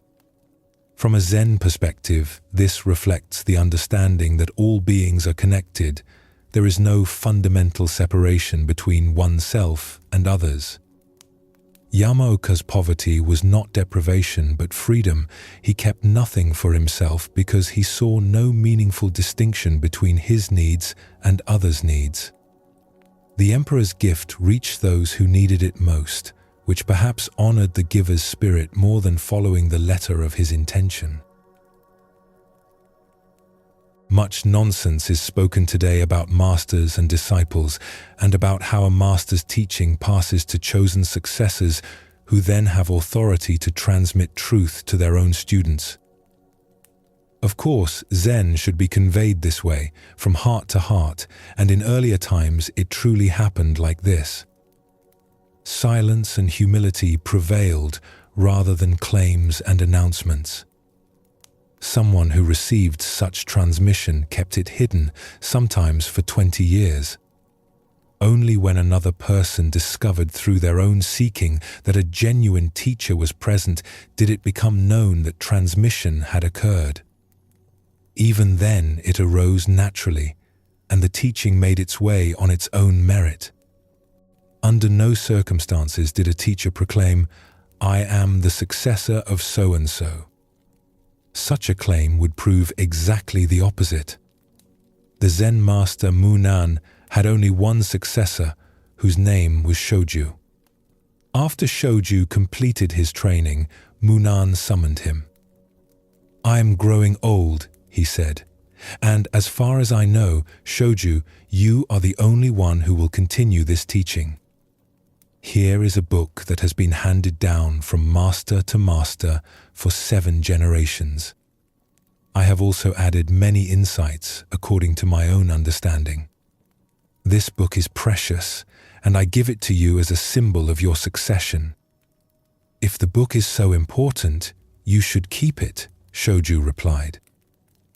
"I received your Zen without writing and am content with it as it is." "I understand that," said Munan. "Even so, this text has passed from master to master for 7 generations, so you may keep it as a token of having received the teaching. Here." They happened to be speaking near a brazier filled with hot coals. The moment Shoju felt the book in his hands, he threw it into the flames. He had no attachment to possessions. Munan, who had never been angry before, shouted, "What are you doing?" Shoju shouted back, "What are you saying?" This koan strikes at the heart of what transmission really means. The book represented 7 generations of accumulated wisdom, made even more valuable by Munan's additions. Yet Shoju burned it immediately, showing he understood that true Zen cannot be contained in pages. If the teaching was alive in him, no book was necessary. If it was not alive in him, no book could help. The dramatic exchange at the end reveals even deeper teaching. Munan, who supposedly never got angry, suddenly yelled when the book burned. This revealed his own remaining attachment. Shoju's response turned the question back on his teacher. If the teaching is truly beyond words, what are you upset about?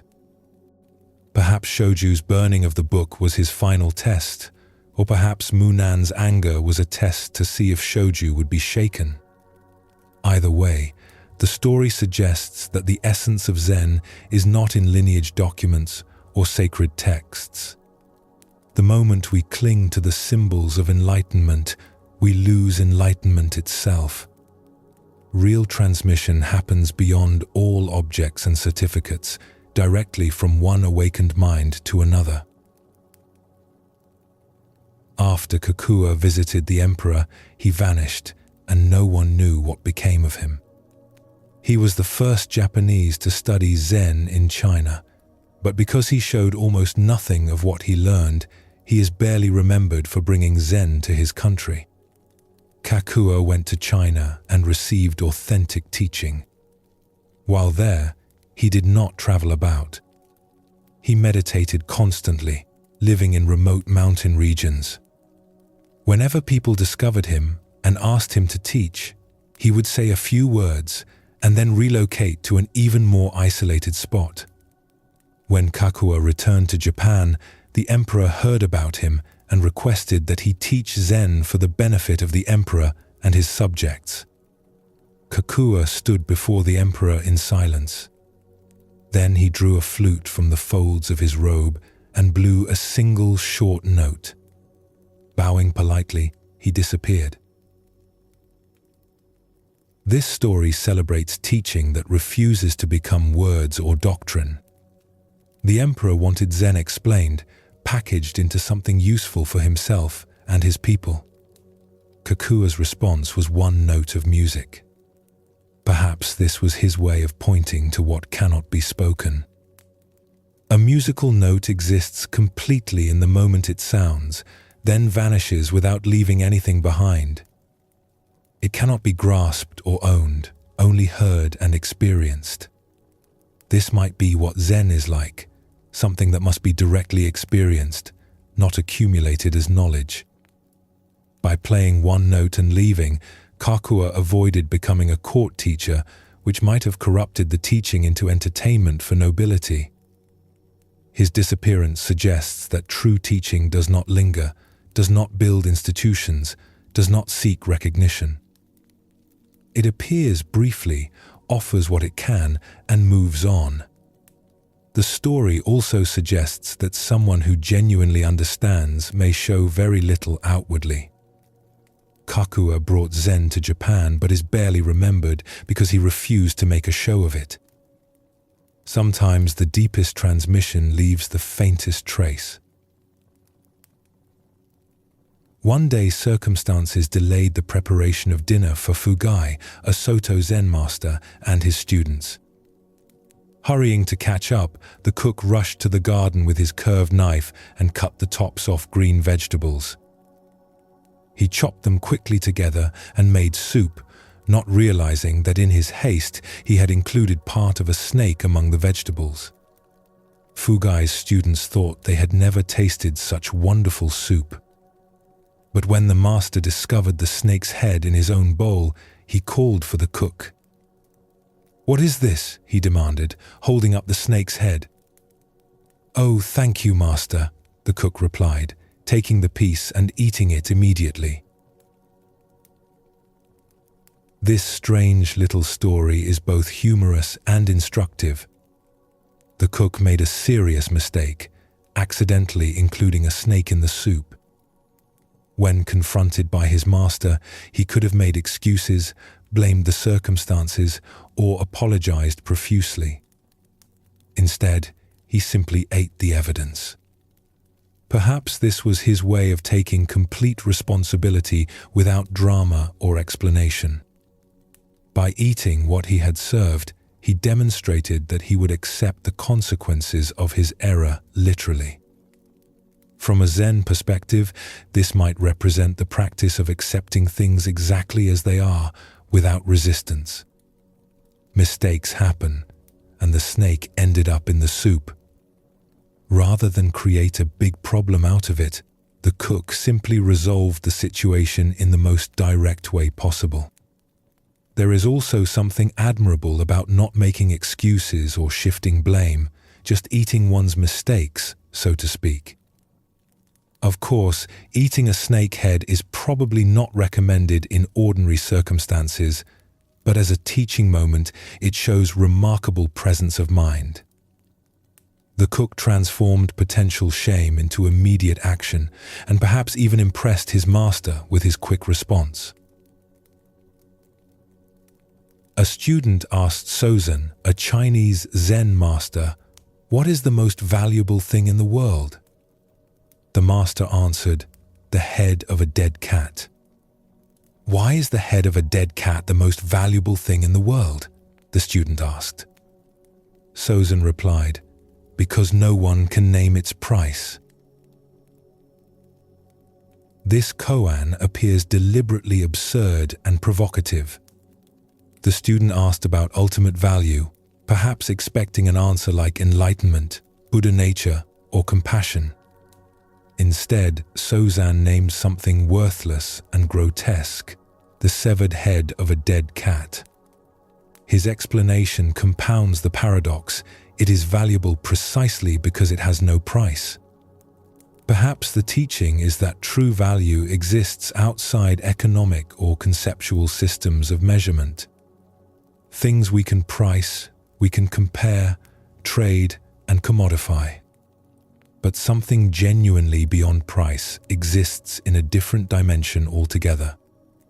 A dead cat's head is so worthless that it falls outside the realm where value is calculated. In this way, it becomes priceless, not because it is precious, but because the whole framework of value does not apply to it. From another angle, the koan might be pointing to the emptiness of all valuations. What we call valuable or worthless are just mental constructions. Reality itself, whether a jewel or a dead cat's head, exists beyond our judgments about it. Or perhaps Sozan simply wanted to shock the student out of abstract philosophical questioning into direct perception of what is, without labels of valuable or worthless. Like many koans, this one resists final interpretation and instead invites us to sit with the discomfort of not knowing. In early Japan, people used lanterns made of bamboo and paper with candles inside. A blind man was visiting a friend one evening. As he prepared to leave, his friend offered him a lantern to carry home. "I do not need a lantern," the blind man said. "Light or darkness are the same to me." "I know you do not need a lantern to find your way," his friend replied, "but if you carry no light, someone else might run into you. So you must take it." The blind man set off with the lantern. Before he had gone very far, someone collided directly with him. "Look where you are going," he called out to the stranger. "Can you not see this lantern?" "Your candle has burned out, brother," the stranger replied. This parable works on multiple levels about seeing and not seeing. The blind man correctly understood that he did not need light for himself, since he navigated by other senses. But his friend wisely noted that the lantern was not for the blind man's benefit, but for others. This shows that we do not always practice for ourselves alone, but also for those around us. The twist comes when the candle burns out unnoticed. The blind man could not see that his light had failed, and he assumed it still functioned. Perhaps the teaching is that we often believe we are illuminating the way for others when we are actually in darkness ourselves. We carry symbols of wisdom or virtue, thinking they make us visible or helpful, without realizing they have lost their substance. From a Zen perspective, this might point to the danger of relying on external forms, credentials, or appearances rather than genuine realization. A person can carry the lantern of Buddhist teachings or Zen practice without the flame of actual understanding still burning inside. The blind man teaching the ultimate truth might be that we must continuously check whether our light still burns, not assume it does simply because we carry the lantern. Kitano Genpo, abbot of Eihei Temple, lived to be 92 years old, passing away in 1933. Throughout his life, he worked to remain unattached to anything. When he was 20 and wandering as a monk, he met a traveler who smoked tobacco. As they walked together down a mountain road, they stopped under a tree to rest. The traveler offered Kitano some tobacco, which he accepted because he was very hungry at the time. "How enjoyable this smoking is," he remarked. The traveler gave him an extra pipe and tobacco before they parted ways. Kitano thought, "Such pleasant things might disturb my meditation. Before this goes any further, I will stop now." So he threw the pipe and tobacco away. When he was 23, he studied the I Ching, the profound teaching about the universe. It was winter, and he needed warm clothing. He wrote to his teacher, who lived 100 miles away, describing his need, and gave the letter to a traveler to deliver. Nearly the entire winter passed with no reply or clothing. So Kitano used the I Ching, which also teaches divination, to determine whether his letter had been lost. He discovered this was indeed the case. A letter later arrived from his teacher with no mention of clothes. "If I perform such accurate divination with I Ching, I may neglect my meditation," Kitano thought. So he abandoned this remarkable study and never used its methods again. When he was 28, he studied Chinese calligraphy and poetry. He became so skilled that his teacher praised him highly. Kitano reflected, "If I do not stop now, I will become a poet, not a Zen teacher." So he never composed another poem. This story chronicles a lifetime of conscious renunciation, each time letting go of something just as it becomes appealing. Kitano did not reject these activities because they were bad, but because they were good, so good they might distract him from his central purpose. The tobacco brought pleasure, the I Ching brought power and accuracy, the poetry brought artistic fulfillment and recognition. Each offered something genuine and valuable. Yet Kitano understood that accumulating accomplishments and pleasures, even legitimate ones, could become obstacles to the simplicity Zen requires. This is not about self-denial for its own sake, but about fierce dedication to one thing above all else. Each time he let go before attachment could form, recognizing the danger before it materialized, is less than #0. 5 is greater than. From a Zen perspective, this illustrates the principle that anything we grasp, even Dharma teachings or spiritual practices, can become chains if we are not careful. Non-attachment does not mean having nothing, but being willing to release anything that begins to possess us. Kitano's repeated choices show remarkable self-awareness and discipline. He could have justified keeping any of these skills as beneficial or harmless.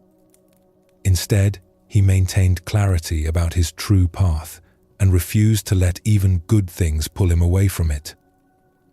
The teaching suggests that spiritual life requires continuous pruning, letting go of what is merely pleasant or impressive to preserve what is essential.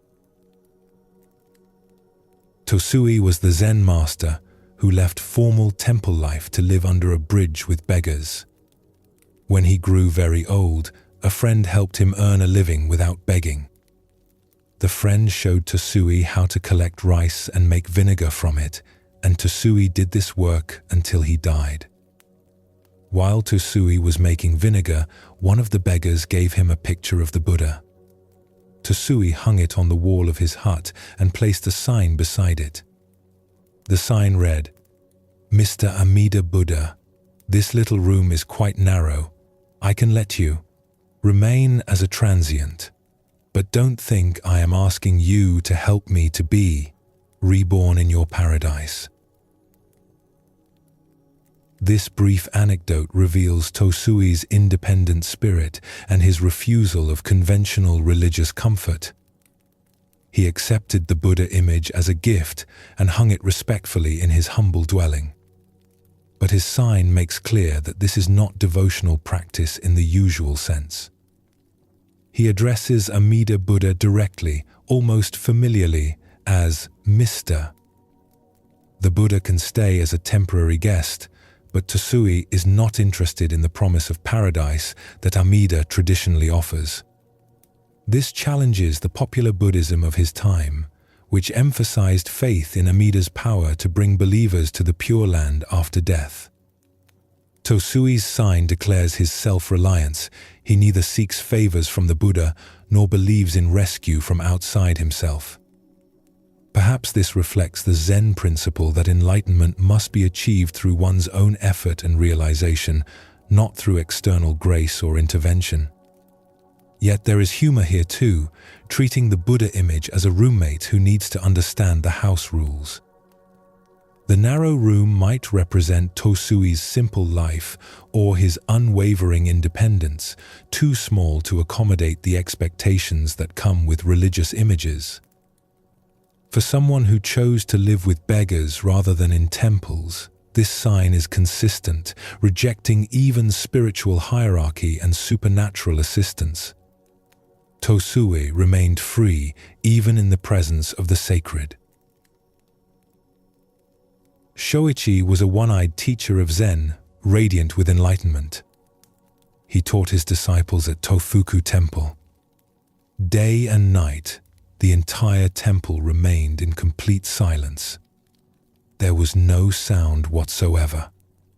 Even the reciting of sutras was eliminated by the teacher. His students had nothing to do but sit in meditation. When the master died, an elderly neighbor heard bells ringing and sutras being chanted. Then she understood that Shoichi had passed away.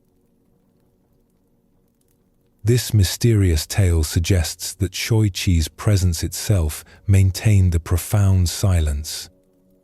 He abolished even the traditional chanting of sutras, leaving only meditation as practice. This was radical, since sutra recitation is a central part of Buddhist temple life. The silence was so complete and constant that it became the temple's defining characteristic. Yet when Shoichi died, suddenly bells and chanting were heard. This creates a puzzling reversal: silence during his life, sound at his death. Perhaps the return of sound marked the end of his teaching method, with disciples resuming conventional practices after losing their unusual master. Or perhaps the silence was so deep that only his death could break it, the sound arising naturally as a response to profound loss. From a Zen perspective, the story might point to how true teaching often goes beyond words and forms. Shoichi's silent temple was his expression of Zen, where meditation alone was sufficient and all other activities were unnecessary additions. The neighbor hearing the bells and sutras served as the announcement of his passing, the breaking of silence signaling that the master who created it was gone. Perhaps the teaching is that genuine realization creates its own atmosphere, and when that presence is removed, old forms rush back in to fill the space. Buddha said, "I consider the positions of kings and rulers as that of dust, motes. I observe treasures of gold and gems as so many bricks and pebbles. I look upon the finest silken robes as tattered rags. I see myriad worlds of the universe as small seeds of fruit, and the greatest lake in India as a drop of oil on my foot.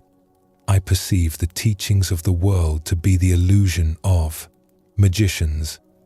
I discern the highest conception of emancipation as a golden brocade in a dream, and view the holy path of the illuminated ones as flowers appearing in one's eyes.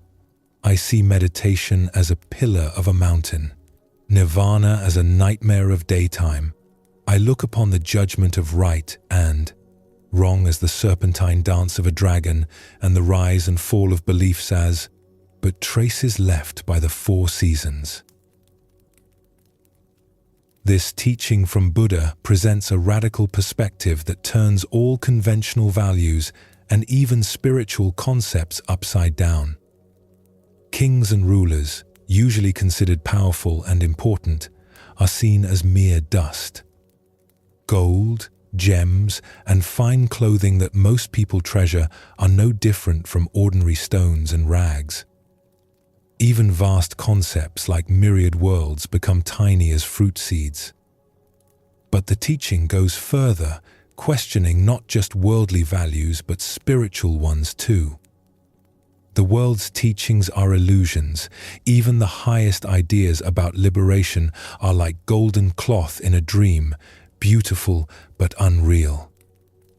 The holy path itself is compared to flowers appearing in the eyes, optical illusions that seem present but have no external reality. Meditation becomes solid as a mountain pillar, and even nirvana is called a daytime nightmare. The judgment of right and wrong is just a serpent's dance, and beliefs rise and fall like seasons, temporary and cyclical. Perhaps Buddha is pointing to a state beyond all categories and distinctions, where even the teachings that lead to freedom must eventually be released. From a Zen perspective, this reflects the principle of not clinging to anything, not even to Buddhism itself. Every concept, every value judgment, every spiritual attainment is ultimately empty of inherent reality. This teaching does not nihilistically deny everything, but rather frees us from being trapped by any particular view, even enlightened ones. True freedom lies beyond all our constructions, both mundane and sacred. Gasan sat at the bedside of Teki Sui 3 days before his teacher's death. Teki Sui had already chosen him as his successor. A temple had recently burned down, and Gasan was working to rebuild it. Teki Sui asked him, "What will you do after the temple is rebuilt?" "When your illness is over, we want you to teach there," Gasan said. "Suppose I do not live until then?" "Then we will find someone else," Gasan replied. Suppose you cannot find anyone? Tekisui continued. Gassen answered loudly, Don't ask such foolish questions. Just go to sleep. This final exchange between the dying teacher and successor reveals perfect understanding on both sides. Tekisui was testing Gassan's realization even in his last days, using the rebuilding of the temple as a frame for deeper questions. His questions probed whether Gassan was attached to having his teacher present or dependent on finding the perfect replacement. Gassan's responses showed complete practicality and non-attachment. If the teacher lives, good. If not, find someone else. If that fails, something else will arise. There was no sentimentality, no clinging to how things should be. But Tekisui pushed one more time, perhaps to see if Gassan would panic or show doubt. Gassan's loud response cut through the testing entirely.